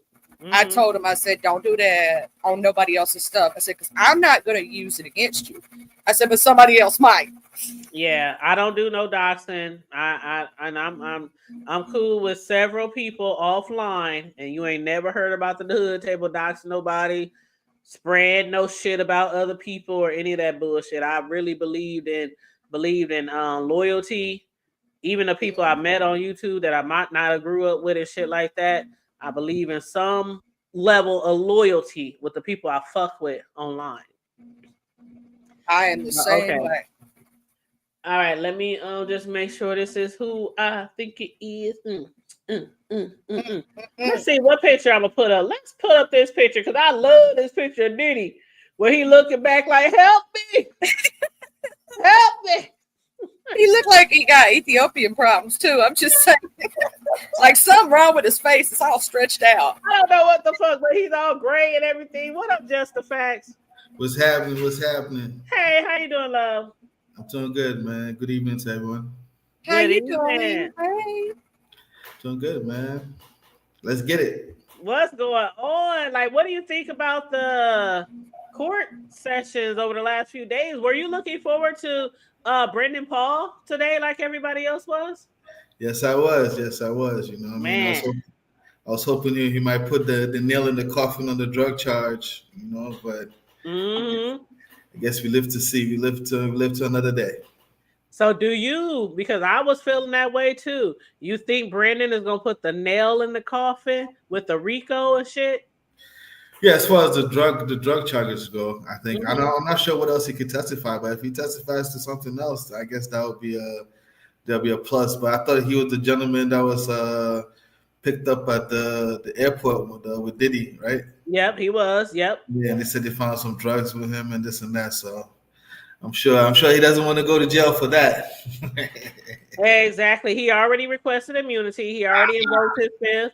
Like a lot of them. What is that, number 5 who requested immunity? Probably.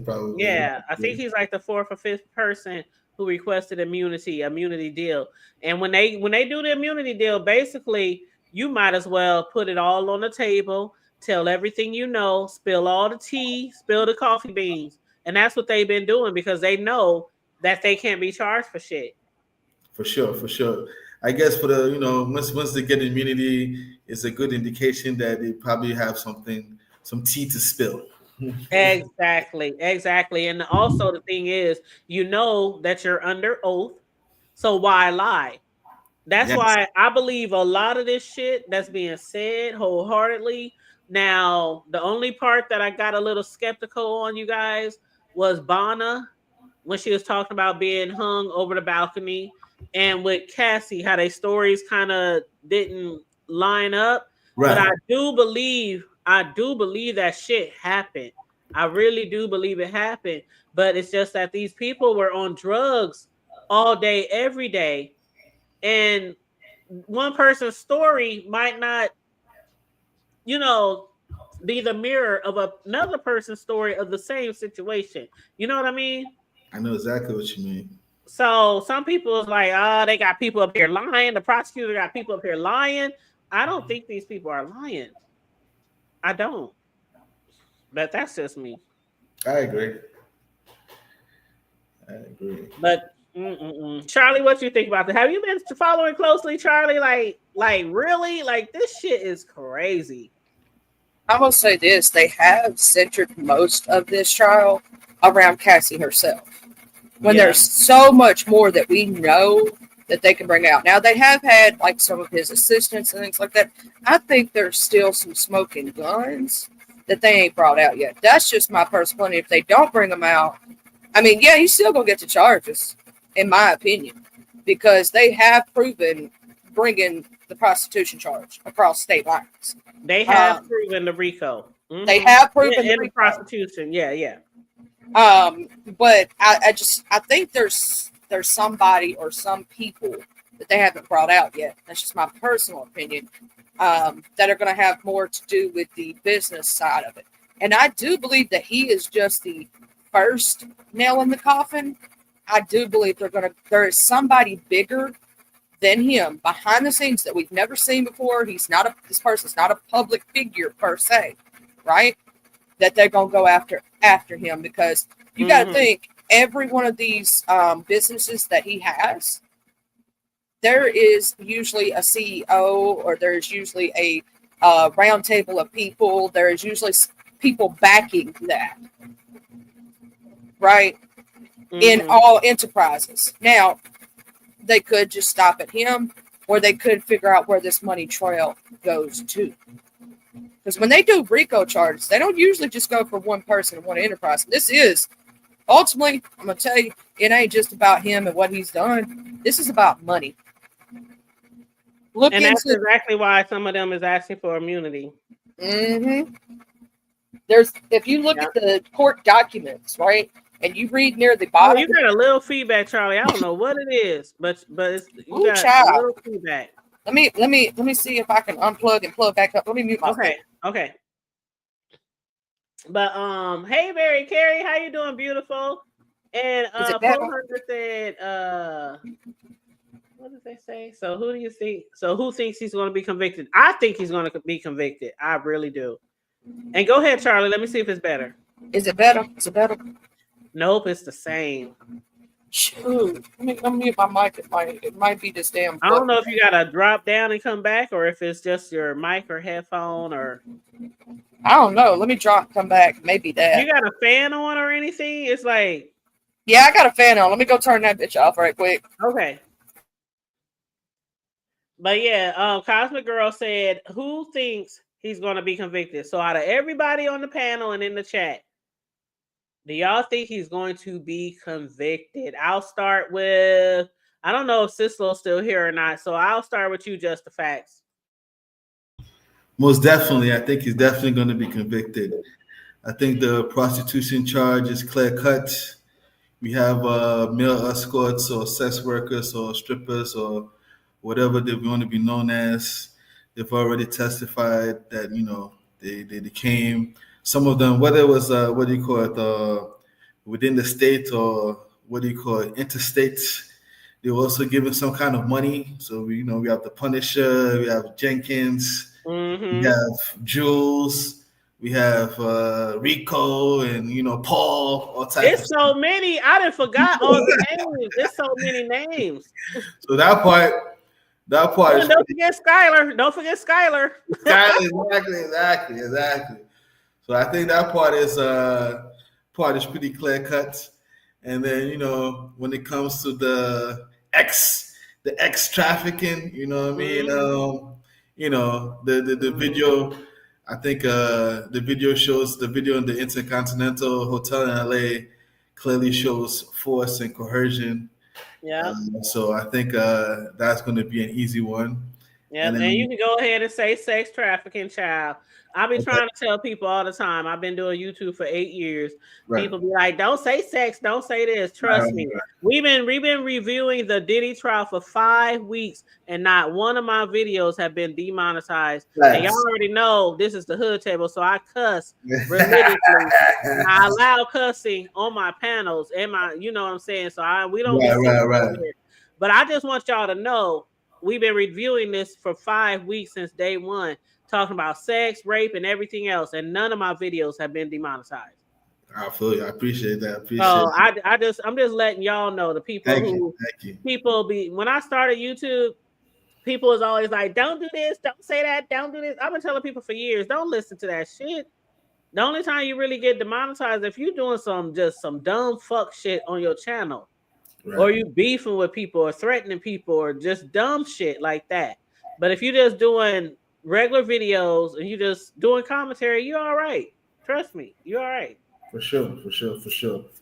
And But then yeah, when it comes to the RICO, in terms of the different predicates, I think the drug charge, that's easy to prove with the drug distribution, and then the drug possession. They found drugs on him in his house. They found drugs on him in the hotel. All the girls and different what do you call it, personal assistants of been saying he's been sending them to buy drugs and stuff. So I think that charge is pretty easy. And I think also the extortion charge with Cassie Ventura's mother, where she had to take $20,000 loan. I found it very, very interesting that when she gave her testimony and Diddy's lawyers were about to give the cross, Diddy waved them off, and they didn't give a cross. So on that particular charge, the jurors don't even have any defense to go by. They just have her statement. So I think that's also very clear cut. Yeah, I agree. I absolutely agree. And then also, let's not forget the bribery. Exactly. The bribery charges with the whole that's so evident with KK and shit involved. And then the bombing of the car. The arson. Yep. But my thing is, they say they only have Brendan left, and then like a summary witness. So I'm like, why ain't they bringing KK? Oh, so I believe KK in the paperwork that they're saying KK is a co-conspirator. A lot of people have been saying that she should be a co-conspirator. So you think? Well, I've seen in the paperwork. I deal in the paperwork. So I didn't do the fact, but I've seen in the paperwork that she's definitely a co-conspirator. So if you're a co-conspirator, they don't make you testify, or they gonna try you separate. Like, how would that work? Okay, so they're considering her to be part of Diddy's team, and she hasn't. The question I guess people are asking is, why hasn't she been indicted yet? And I have a funny feeling it makes more sense to have her come give her testimony, and then once she gives her testimony, they see her position. Then at that point in time, they can decide when they're gonna indict her or whatnot. But obviously, she would definitely get convicted with aiding and abetting of a crime. I just can't believe that she hasn't been put on the stand yet. Or let's check it out though. If you are a co-conspirator, if they're calling you a co-conspirator, why wouldn't you try to ask for immunity or take a plea deal or something? And then, like, Kate, do you know how much information KK? I mean, we didn't talk about the assistants, we didn't talk about the hoes, we didn't talk about the prostitutes, the security guards, the bankers, the hotel workers, but KK, you know how valuable, how much information is in that bitch's mind and her head. A lot. Man. I think this, they can only make her a proposal, which is, do you want to come and testify against Diddy and we give you immunity, or do you want to rock with Diddy and sink with the boat? And I think she's probably elected to sink with the boats. Man, because she probably think Diddy gonna get off. Exactly. Yeah, she probably knew. That gotta be it. That's the only thing I can think of, that she think that Diddy is going to get off, because Diddy thinks that he's going to get off. I mean, his attorneys, I don't know if they really, because you know how attorneys are, they can know you going down, but they gonna take the millions. They gonna take the millions, right? Because they gonna get paid regardless if you win or lose. Of course. So I don't know about that. But Cosmo Girlfriend said, yeah, that was pretty petty. And KK was running the business. Yes, she was. KK was running shit. If you notice in all the text messages, when there was a problem, KK, they contacted KK. He's beating me. Oh, how are you doing though? let me call him. Are you ready for the freak? Do you need some more baby oil? Like, KK, okay, 4,000 for the prostitute. Okay, I'll be there soon. I'll send it to such and such. Open the door. KK is involved in every aspect of everything. And thank you so much, 400. Thank you so much for your support. I really appreciate you. He said, "Long live Tupac." You know, I posted a picture of Tupac yesterday because Tupac's birthday was yesterday. Oh, okay. So I posted something that said, "Happy heavenly birthday, Tupac," on my social media. But yeah, she probably did already. Because man, KK would put the nail in the coffin. I really think. Matter of fact, I think any one of them actually, to be honest, just the facts. Mm-hmm. To be totally honest, I think any one of them could put the nail in the coffin if they told every fucking thing about Diddy. Right. I mean, we know a lot, but if they told every fucking thing about Diddy, Right. that nigga he'll get like 2, 3, 5 life sentences. Right. For sure. And then last but not the least, I also think on the RICO charge on the kidnapping with respect to Capricorn Clark, where he allegedly went to a house with a gun and then took her to Kid Cudi's house. I think that would go and down. held her hostage for 5 days. I think that would go down as kidnapping. Yep. So yeah. I keep almost forgetting about the kidnapping. I ain't gonna lie. I keep almost forgetting about the kidnapping part. But yeah, that was when he held her for 5 days and threatened to throw her in the river because they thought she stole some jewelry. Right. And they were like, if you stole some jewelry, wouldn't you just call the cops? If that jewelry was really valuable, wouldn't you just call the cops and be like, this bitch stole my jewelry, take her to jail? Oh no, he got his goons and they guns and they harassing her and got her tied up for 5 days. Man. That's crazy. That's a mafia type mentality type of shit. Yeah. Some true gangster. Diddy really was moving or trying to move like a gangster. Yeah, really. And Cosmic Girl, you right. Had it not been for the Cassie video, all the rumors that we heard over the years, just like with a lot of other people that's been tried and convicted, we hear these rumors over the year. But when we really see proof, just like okay, R. Kelly, we heard, man, I'm telling you, R. Kelly go way back to the 80s. Okay, so I'm an old school bitch. We've been hearing about R. Kelly forever. When that tape came out with that little girl in the urine, and it was going around the hood and the projects, shit, we watching that shit on the VHS. Hey, you know this motherfucker. I know you lying to me. And then he still stayed in business. And I mean, we didn't got to Step in the Name of Love, all the chocolate factory. I mean, you can move through all that and still not get convicted. But the same thing that I say about certain celebrities and shit, a lot of people be like, oh, why they always getting the black men? Why they always getting the black people? Why they always getting this and this? I'm like, they get white people too. Why they didn't get this white person? I hate when people do that type of shit because I'm like this. The only people that's gonna get convicted is the people who are pressing the issue.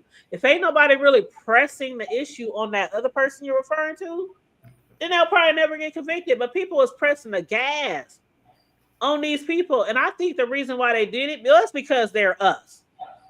What? Because they're us. It's like one people's like, why y'all want to convict somebody who's us? Why you want to convict? Why let the black man live? But some people's like, just because you look like us, don't mean you should get away with the shit that you're doing. Facts. You know what I'm saying? I'm like, I hate that shit. Like with R. Kelly, the parents should have, the girls wanted it. Oh, now put your daughter in that position.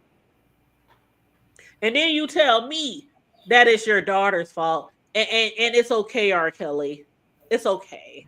I'm not pressing charges because my daughter was being fast. You know, the shit just baffles me how the mentality of people thinking, oh, it's okay. Let them live. They are great artists. They're a great producer. He's the king of R&B or king of soul or whatever the fuck they call him. No, I think Bobby Brown is the king of R&B, but y'all know what I mean. Right. And he's a genius. The nigga can't read or write, but he's a genius on the mic. Let him live. You be all right when that's your granddaughter, your niece, your nephew. Also, I think Something that another charge that's also going to stick is the phone that they found the device one. So supposedly after the raid, Diddy was supposed to give up all his cell phones, but he didn't give Yeah. up. He didn't give up one particular cell phone, and they found that Oh. cell phone. And Diddy's lawyers are claiming that based on attorney-client privileges, that cell phone they didn't give up that cell phone because that's how Diddy's supposed to communicate with them. But then when they looked at the cell phone, he was sending messages again to KK. Yeah, so the judge just ruled that the evidence on the cell phone is going to be shown in court.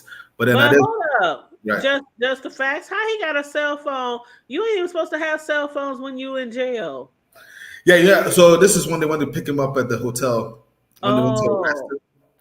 Yeah. When they went to arrest him. Okay. So he was communicating with his lawyers No, before he he was. was arrested. He was communicating with KK and the rest of the people.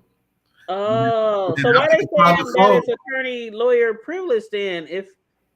yeah, that was the excuse. But then, when they looked in the phone, they realized that he was talking to KK. So they were like, "You're talking to KK. You weren't talking to your lawyers." So, Okay, I got you. yeah. But Yeah, then what they're going to charge him is they're going to charge him with obstruction of justice because he was supposed to present all the give all his computers and stuff. that's where the obstruction of justice comes into play. Okay, thank you. Okay, let me say, I feel like the likelihood of him being convicted of something may be high. I feel like they've proven it beyond a reasonable doubt that he is in fact a pervert, that he's a very bad and sometimes inhumane person. I think they probably would have been better off with getting him with something like sticking along the sex trafficking situation more than the RICO. I think they probably would have got a lot, probably will get a better result if it sticks to that. The other thing is, had he gotten some of these high profile people that have been affected by him and not talking about it, then they might have been able to prove a RICO. Say, for instance, the Ushers, the Justin Biebers, Q from Day 26, the Dawns, the Aubrey O'Days, all of these people, had they come with some sort of a class action, something, and they could have proven that, then they could have gone from there and probably proven their RICO. He is a pervert. He does have an issue. And a lot of the things that all of these people that I mentioned are going through are going through so much now, mentally, emotionally, financially. A lot of his former artists are going through some heavy stuff. And I mean psychological situations. You look at Danny Boy.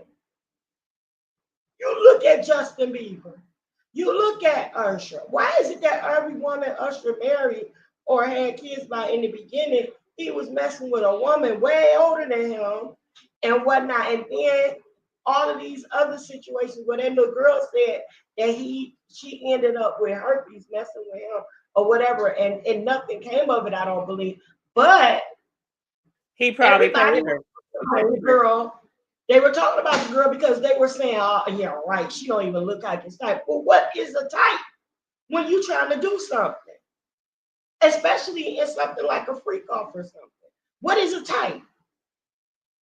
You understand what I'm saying? At that particular point, you want to participate, and a lot of times stuff like that happens. You just never know. Yeah, he probably paid her off. I think what's wrong. I'm sorry.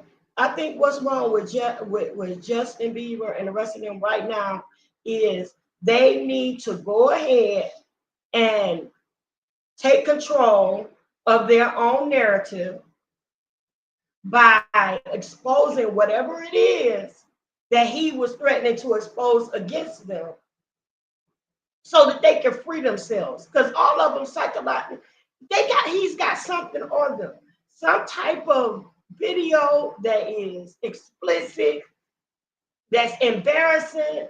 They got him in a certain state of mind, something, and he got pictures and he got videos, all of this incriminating him. So if he did not walk and talk and do what he wanted to do, then he would expose him and or have, release it and ruin his reputation. And I think that's why they can't get it from that side.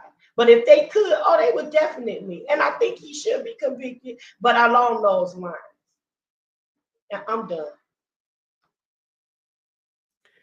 Well, I understand why they did the RICO, and I believe he's going to be convicted for it. The trafficking would have probably got him some time, but he'll definitely be out again. With the RICO, there's so much evidence of it, which is why they went with the RICO charges. They've been proved the RICO charges. They just adding toppings on top of the ice cream right now, cherries to the cake right now. That's what they're doing, adding sugar to it. They've been proved the RICO case. With, him using his organization. It's all about him using his organization to commit criminal acts. And when we're using the organization, we're using his assistants, we're using his bodyguards, we're using his employees, we're using his, his drivers, the people buying the plane tickets, the people buying the drugs, the people renting the hotel rooms, everything that he did was with his dime. And the money that he used came from his credit cards. And he also had certain other accounts that was under his name that he was using as well. So the fact that they building a criminal case against him under the RICO, it's a racketeering influenced by a corrupt organization. That's what it stands for.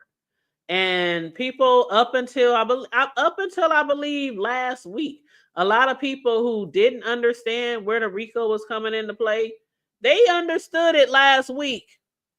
After they understood exactly. So there were some people like, oh, where's the RICO gonna come? Where's the RICO gonna come?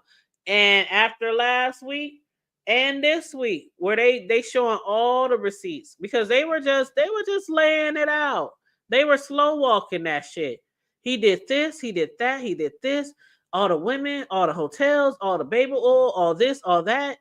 They now coming with the receipts, because that's one thing that his attorneys was trying to say. How y'all gonna say RICO and y'all can't prove that he paid for anything? Y'all can't prove, because that was one of the things. Well, who like when we first started off the trial, who gave the first prostitutes the money? Cassie was like, I gave it to him, but Diddy gave it to me. Or Diddy with Cash App or something. They had to prove not only all the crime that he was doing, the coercion, the extortion, things like that, but they also had to prove that Diddy from his own accounts was paying for shit. And they've been proving that the last 2 days. That nigga going down. They wanted to take one of the most notorious criminals and his empire down, and they had to do it through RICO.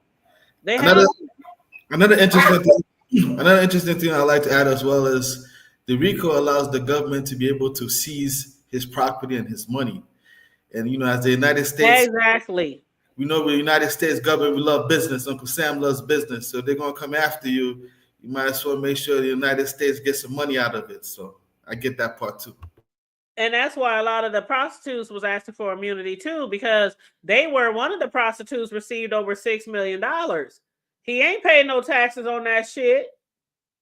A lot of the people was receiving a lot of money from him, and they weren't paying no taxes on that shit.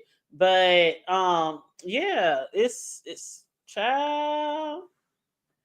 Diddy about to go down. Y'all about to see, because what they were trying to say was that he had a legitimate company for all these years. That shit wasn't so legit.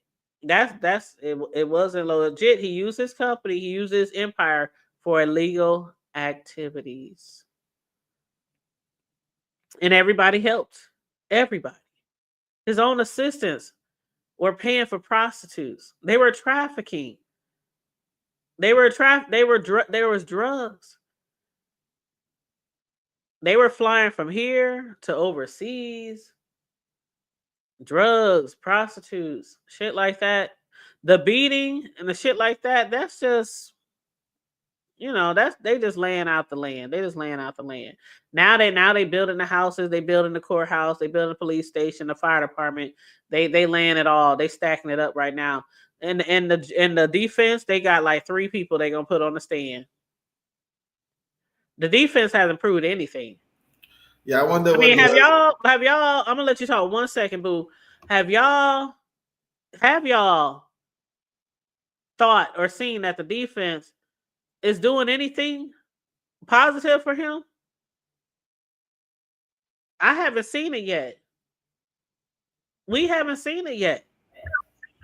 It's not the defense's job to prove anything.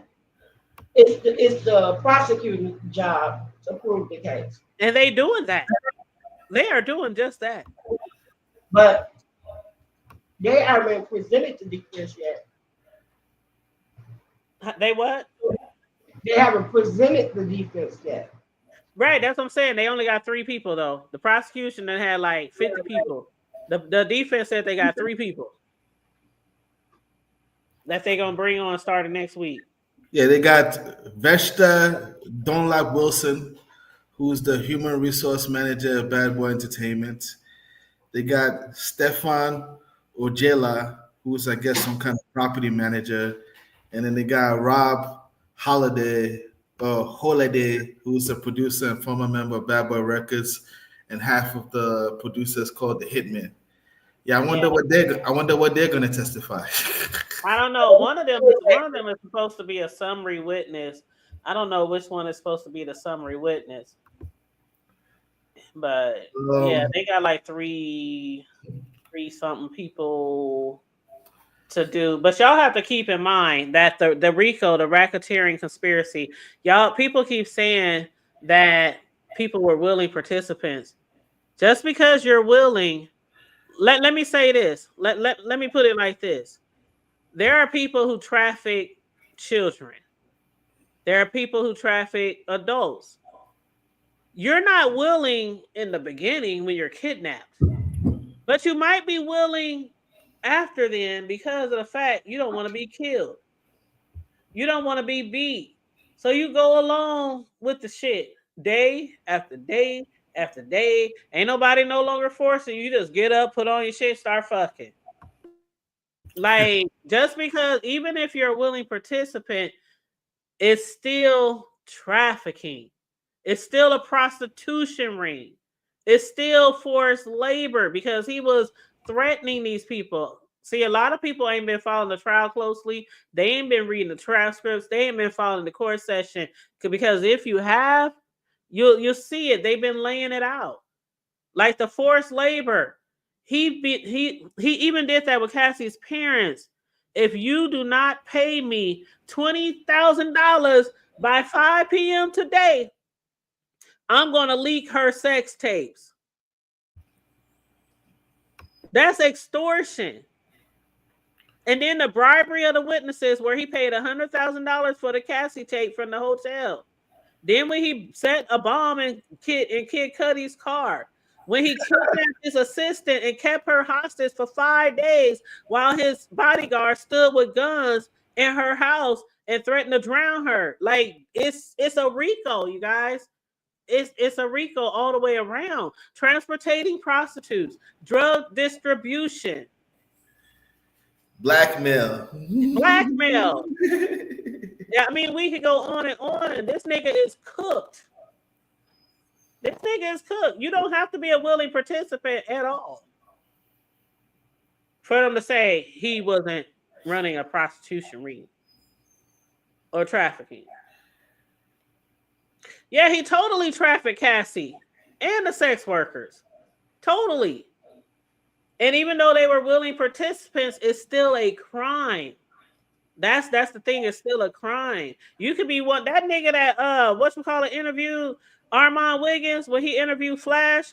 He's like, man, I make $3,000, $4,000, $5,000.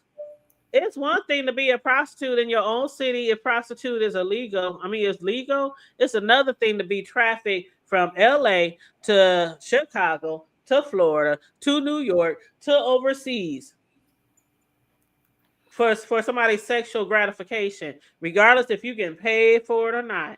It's still trafficking. I think also one of the concepts people are struggling with is consent can be given, but consent can also be withdrawn. So if the person consents to 1,000 freak offs and they say no to one freak off, and you try to force them to do that one particular freak off, that's still considered illegal.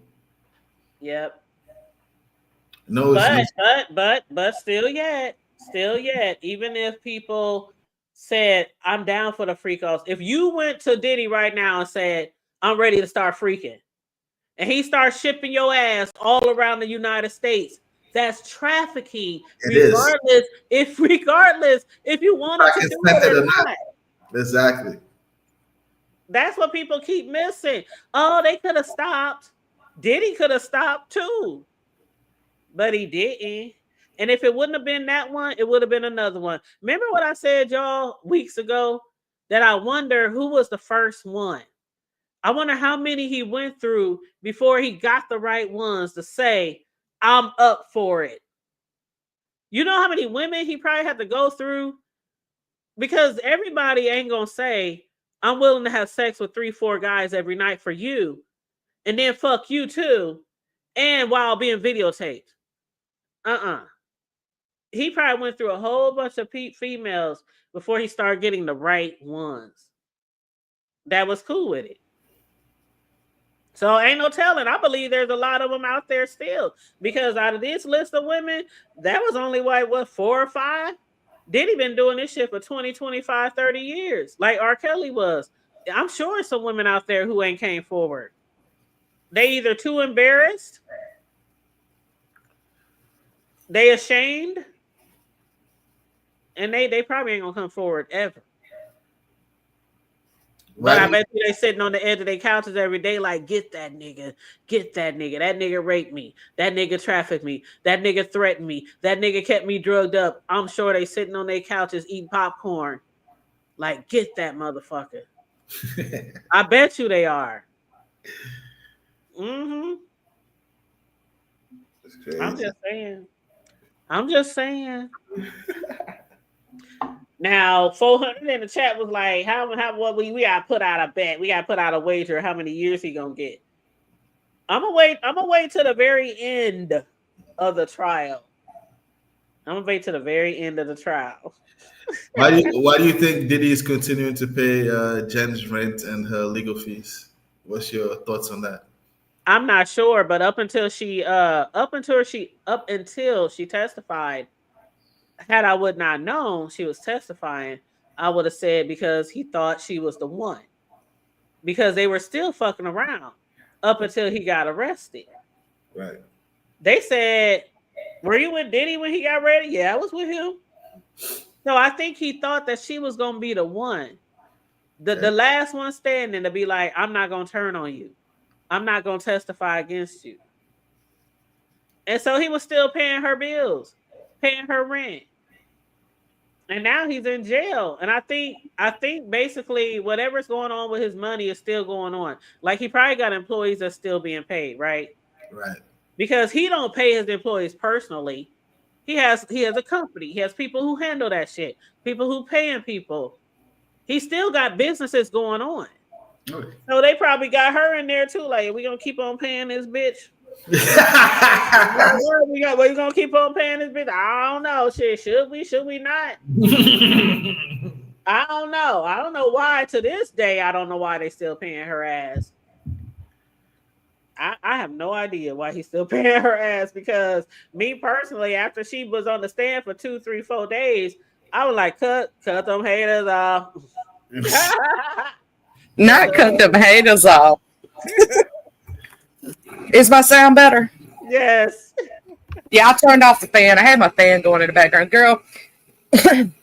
Okay, so I was muted, and see what happened was I was creating AI music, and I apologize. I was playing around. I got some stuff to send you. But anyway, here's my thing. If with what Cassie said herself about how her JJ hurt, there ain't no man on this earth worth me putting my health at risk, for one. 2, I ain't trying, like, he don't love you. Any man who would put you in that position don't give not 2 craps about you. You a piece of meat to them. That's it. Tell me any man who cares about a woman is going to allow that to happen. You know what I'm saying? Mm-hmm. And that's what a lot of them testified to on the stand, was when they first met Diddy, he basically he sold them a fairy tale. Mm-hmm. Like with Cassie, I'm gonna get you a 10-album deal. I'm gonna do this. You're gonna be my woman. Whatever. But then eventually he got to, well, if you want to be with me, I like to swing. I like to do these things we call freak offs or King's nights or hotel nights, whatever the fuck. And if you really want to be with me, if you really want me to continue paying my bills, then like the Jane, they signed a contract. Do you remember any of these people's, like Danny Kane, Cassie? Mm-hmm. Do you remember I can't remember not their song. Not another. I remember Danny Kane, but the song is in my head. I just don't remember the name of it. But Jane Doe, the one who was most recently on the stand, the one who was with him up until he got arrested, he made her sign a contract. Yeah, she didn't have to do it, but he signed a contract. You will have sex. You will keep doing the free calls. You will keep doing what I want you to do, and I'll keep paying your bills. And I also won't leak any video footage of you fucking. So he started it out as this nice man. Oh, you're so beautiful. Da, da, da, da, da, da. They was probably having sex. It eventually turns to him not wanting to really have sex with them. He just wants to film them having sex with other people. That's why I and others believe that a lot of these videos is on the dark web, they call it? The dark web.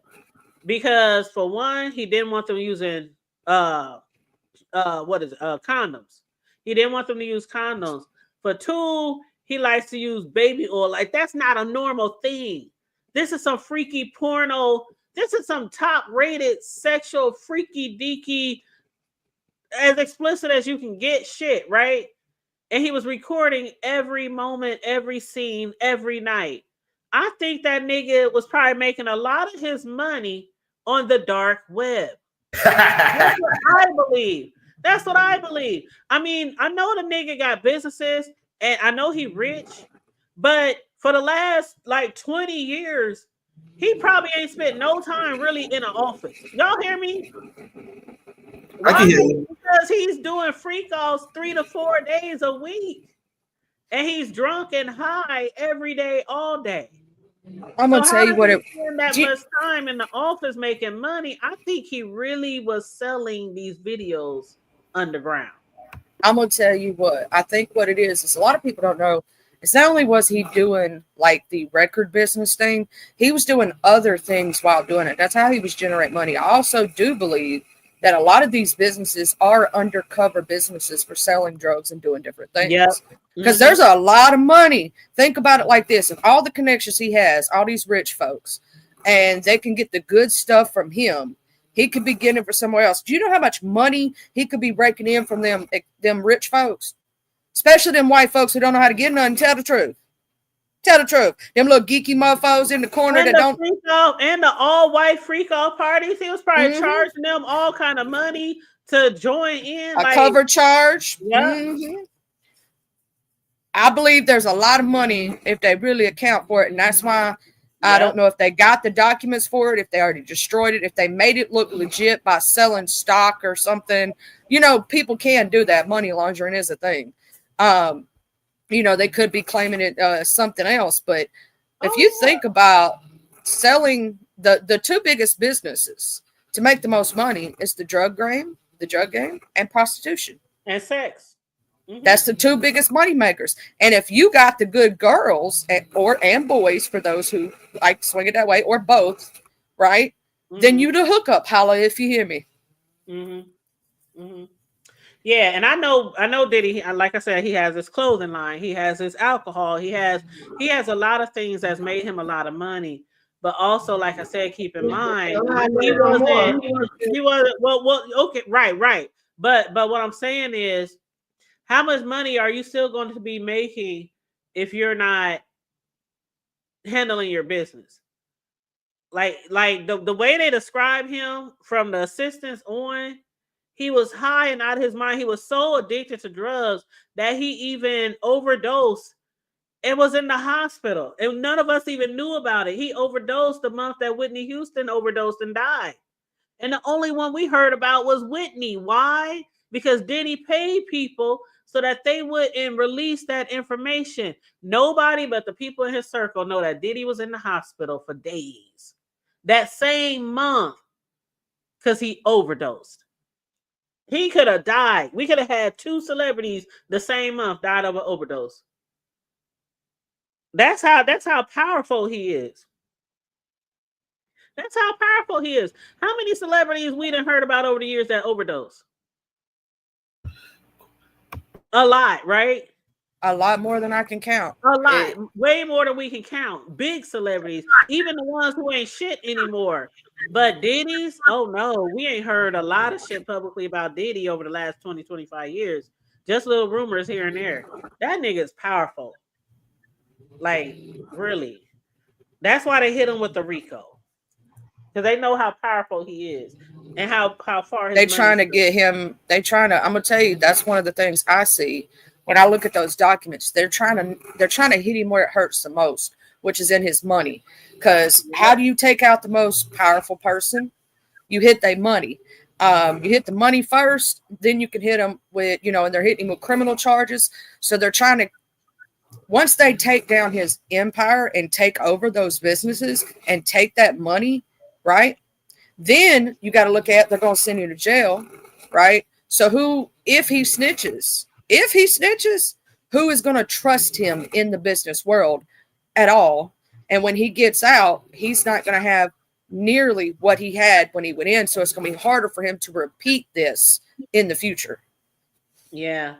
And they say as far as the RICO, they said basically when they sue not just Diddy, but his company, his corporations, they say it triggers commercial liability insurance and directors and officers. We talking CEOs, CFOs, EEOs, all the O's. And then they said that means it's no longer just Puffy's choice to settle. The insurance company steps in and they say, oh, hell no, we're paying this out. But again, Texas arranging drugs. Diddy allegedly sent a message to Guido outside waiting for the 10K, referring to a known drug dealer. We know Guido was one of the main people. Guido and also Brendan was one of his main drug dealers. Approval of illicit purchase. Did text messages showing Diddy approve a $1,200 payment for flour, which is cocaine, with his assistant Robin.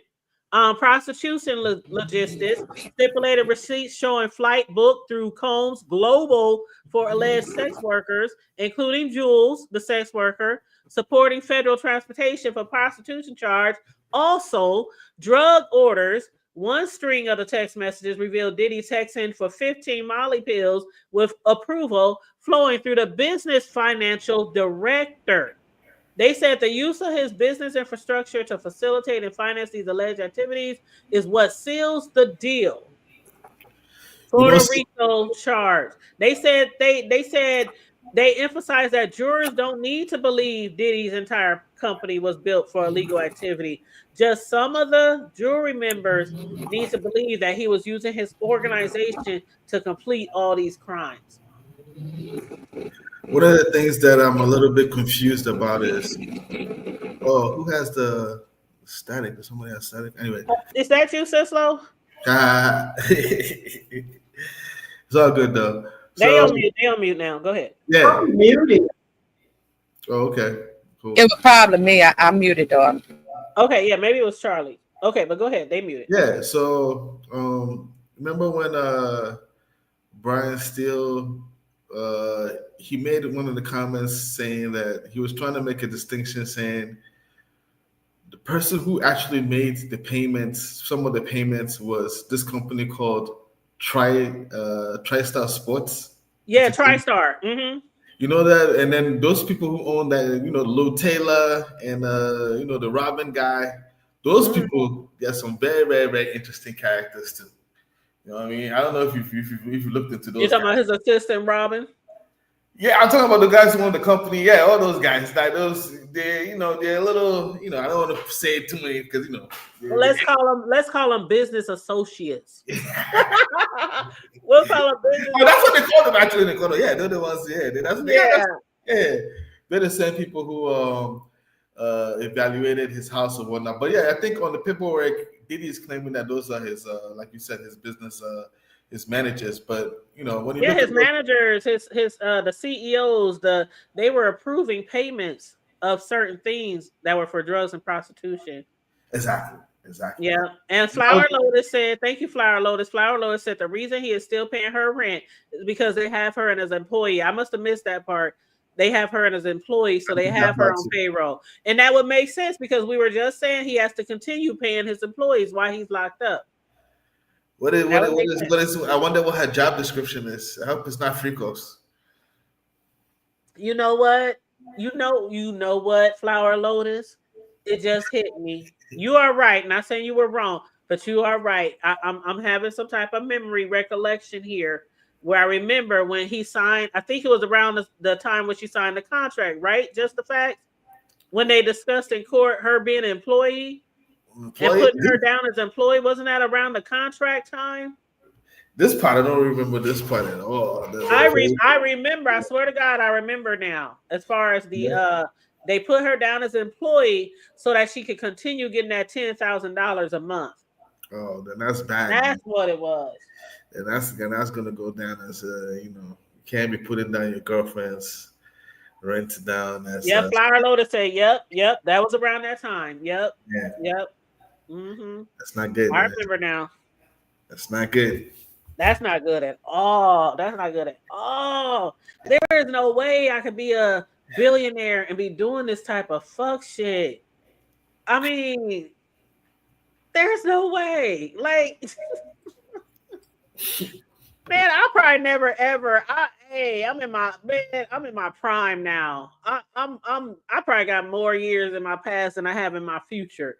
There is no way that if I ever became a billionaire or a millionaire, I don't know. Just I wanna meet the assistant who texted KK saying, "Hey, I'm in the lobby and the guys from Cowboys and Angels, they stand out a lot in the lobby." You know what? I have to play this because I mean, you know what, you guys, y'all already know what video I'm about to play. Oh, man. Y'all might not have seen it though yet, so you might not have seen it. So I have to play it for the hoodies. Let's see. I have to play it for the hoodies, but I'm gonna go on mute so I can go ahead and share this screen. I titled it, "Have y'all heard that freak offs matter?" That's what I titled this video, and I'm gonna go on mute.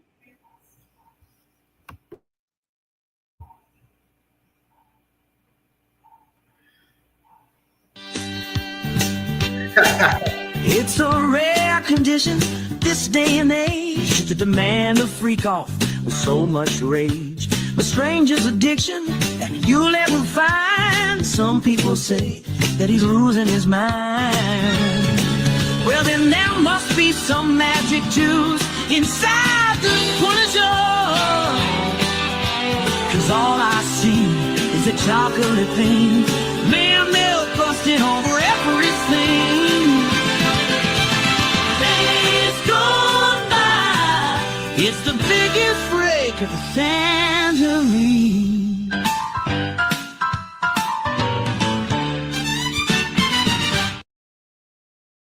Did y'all see Diddy spraying off the pillow? Man, that's crazy, man. That's some wild stuff, man. That's some wild stuff. Oh You think, Suing you hood table for me laughing so hard I spit my drink out. Did y'all see Jay-Z on the milk carton? Like, Oh, where's man. Jay-Z and he been quiet in a bus? Damn, man, that's crazy. So do you think at any point in time Jane is gonna sue Diddy for like a civil lawsuit and try and get some money? Or do you think she's gonna just let bygones be bygones? Who you said, Jane? Yeah. I really do think, but I think the corporation is going to pay all these people because that's what they're basically saying. They have all these cases. The lawyer said at the beginning when this shit first hit the fan that everybody's going to have their own lawsuit. He said we're not doing the what do you call it? The class. They said we're not doing the class action. Everybody's going to have their own lawsuit. I think his company will probably go damn near bankrupt after paying all these people off, because even some of the businesses that he's still involved with, some of them already backed out. But he might not go totally bankrupt, but it'll be close. It'll be close because he's gonna have to pay all kind of fines. I mean, government fines. We talking taxes not paid on a lot of different things, and it's. All I'll say is in terms of making money and stuff, all Diddy has to come back and do is drop some baby oil and he'll be back. Man, I just cannot see Diddy spending not Diddy. I can see a lot of people in jail, but I can't see Diddy accepting the fact that he is in there for life. I do believe that he might get to talking. And he gonna have to see the thing about it when you're in this type of situation. In order for them to even probably find a plea deal acceptable, he gonna have to get big names. Right. Like big names, big as him, if not bigger. And that's why a lot of people are quiet. That's why a lot of celebrities are quiet. All except, matter of fact, ain't nobody. Okay, let me show of hands. Anybody besides Kanye, as far as celebrities, know that they are like behind Diddy, supporting Diddy, that has vocally came out and said it.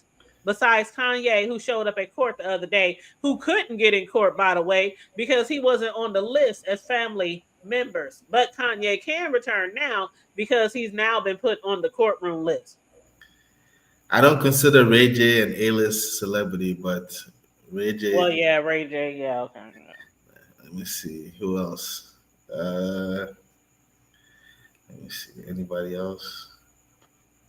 If there is, it might be some. I just haven't heard of them. I haven't heard of them either. You know. Yeah, I ain't heard of no other celebrities showing up in court to support him. I ain't heard. The only people there is his mama and his kids, and ain't nobody else really spoke out about shit. If I was Diddy, and I used to throw, not that I used to, but let's say you know, Diddy's used to throwing all the New Year Eve parties and all the celebrity parties. I'm expecting my friends to come out and testify, be like, nah, man, I went to Diddy's party and everything was cool. All the white parties, all like Diddy has been in business or has been acquainted with so many people, not just in the rap industry, but in the entertainment industry and past that even. Like Trump. I mean, like Trump used to go to all his parties. You know what I'm saying? Right. So like, I don't see people standing up, coming forward. No celebrities. Everybody is quiet. I wonder why. That's the problem. That's what I'm trying to figure out. That's right. You got to read between the lines. You know, Even Jay-Z is like, I'm not saying Jay-Z had anything to do with anything, even though there are allegations. But like right. Jay-Z was like a normal, regular, outspoken person up until this shit happened. He wasn't like on social media every day, Right. but you know what I mean? Mm. Shit. I don't know. I ain't trying to allege nothing. I don't want no lawsuit. But that's all I got. And I agree with you, KJ. Um, I feel not for his girls only, but for his kids. Um, they accustomed to living a certain lifestyle.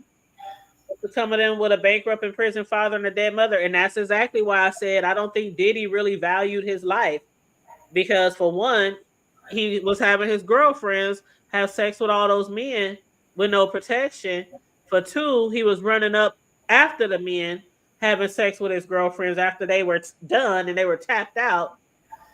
You got kids, you got employees, you have your own life to think about. I don't think he valued his life, and Sislo probably right. He was so drugged up, he didn't fucking care. You know, Damn, Diddy. Yeah, man. but yeah, that's all I got. Any last thing y'all want to add before we wrap it up, y'all? Wrap it up. Keyword pun intended.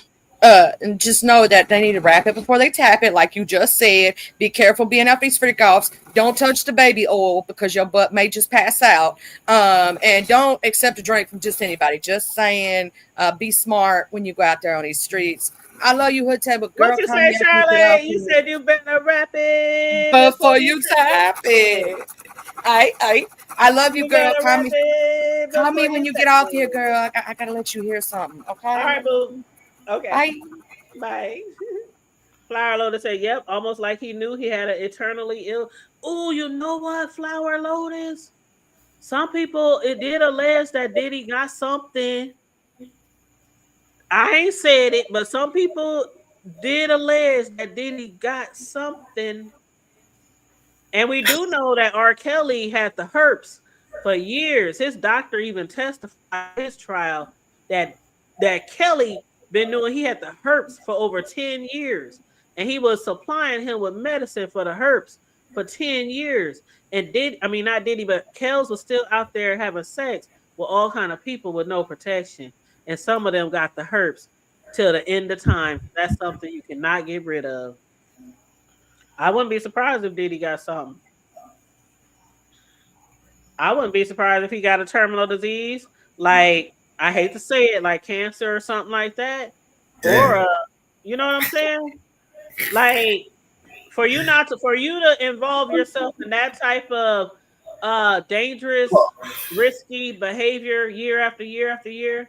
Do you think he could possibly? You think that could possibly be true that he got some type of terminal thing going on? Man, you I know, don't know. it's crazy, man. It's crazy. It's I crazy. One don't thing, know.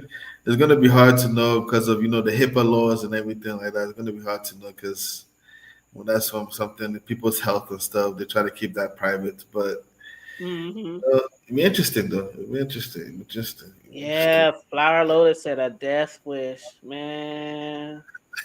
I'm gonna tell you like this. Back in the 90s, this is the last thing I'm gonna say. Back in the 90s, the 2000s, when it was really scary out here because of the 3 letters and shit, man, I'm telling you, if a shit slipped off, I was on my knees for like a week. Lord, please don't let me have. Lord, please. Not just being pregnant, but I mean, I'm not putting 20 on 10. I'm being totally honest. I would be praying to God, please. I don't want to have to catch nothing. I was that scared of diseases back around that time because it was so big. I mean, we had to wrap it up. BET videos from BET. Everybody was advocating getting tested every 6 months. Remember that shit? Yep. I remember that shit, and I'm like, I was so scared and paranoid. Everybody who I was around, like the few sex partners that I had, I mean, I was so skeptical. Like, this nigga I better not even think you cheating on me. It's a wrap. But then we got some people who don't give a fuck. If you don't give a fuck, I don't give a. But anyway, that's all I got. Oh, so in closing, I like to say, I hope I pray that Diddy gets a fair trial, and I also pray that the truth comes out. And I look forward to seeing what happens tomorrow with Brandon Paul, who's Diddy's assistant, and also look forward to seeing what Diddy's defense team has to say. And the saga continues. You know what I mean? I want to say thank you also. I want to say appreciate you sharing your platform with me. You're very, very generous. Thank you for the Oh, no hospitality. problem. You know it's a pleasure anytime you hit the panel or the chat. You know it. Yes, yes. So until next time. Until next time, child. Tomorrow is hump day. And Brandon is going to be on the stand. Oh yeah, yeah. I hope you one of the people in the chat tomorrow. But if you can't catch me, I'll I'll be see here. you on the next I'll be one. here. I'll be here. I'll be here. I'll be But here. oh yeah, I'm looking forward to coming live tomorrow, y'all. All right. We'll talk later. All right, hon. You have a good night. All right, you guys. Tomorrow, Brandon Paul is going to be on the stand. He is Diddy's alleged drug mule, the one who was arrested and charged with the drugs that he had when Diddy's homes was being raided. Thank you so much, Flower Lotus. I appreciate each and every one of you for joining me today. And please make sure, if you haven't already, on your way out, make sure you like and share that video, please, and thank you very much. But yes, the one who was arrested, the charges were dropped last year, but I wonder if the charges were dropped, if they asked him to testify, or I don't know, because we know that he was granted immunity. So I wonder if the charges being dropped has something to do with the upcoming Diddy trial as well. I wonder. I don't know, because he allegedly had a lot of drugs on him when Diddy house was being raided. But anywho, we're gonna find out tomorrow, y'all. Tomorrow should be real interesting. I can't wait, Flower Lotus. Ooh, child, I can't wait. It's like waiting on Christmas. Or the first day of school, child. But yeah. So yes, everybody, please, thank you, like and share in the video. I really appreciate you guys. I love you guys. Make sure you guys tune in tomorrow if you can. I'll be here around 4:30, or whenever court ends. If they go till 5, I'll be here around 5:15, 5:30. If they go to 4, y'all know the deal. I'll be here right afterwards. So like and share the video. If you want to donate to the channel, Cash App is the Hood Table 402. Or you can hit the super chat if you want to donate to the commentary, please, and thank you very much. Other than that, stay safe, be blessed, remain vigilant at all times, and as I always say, always remember to keep it hood.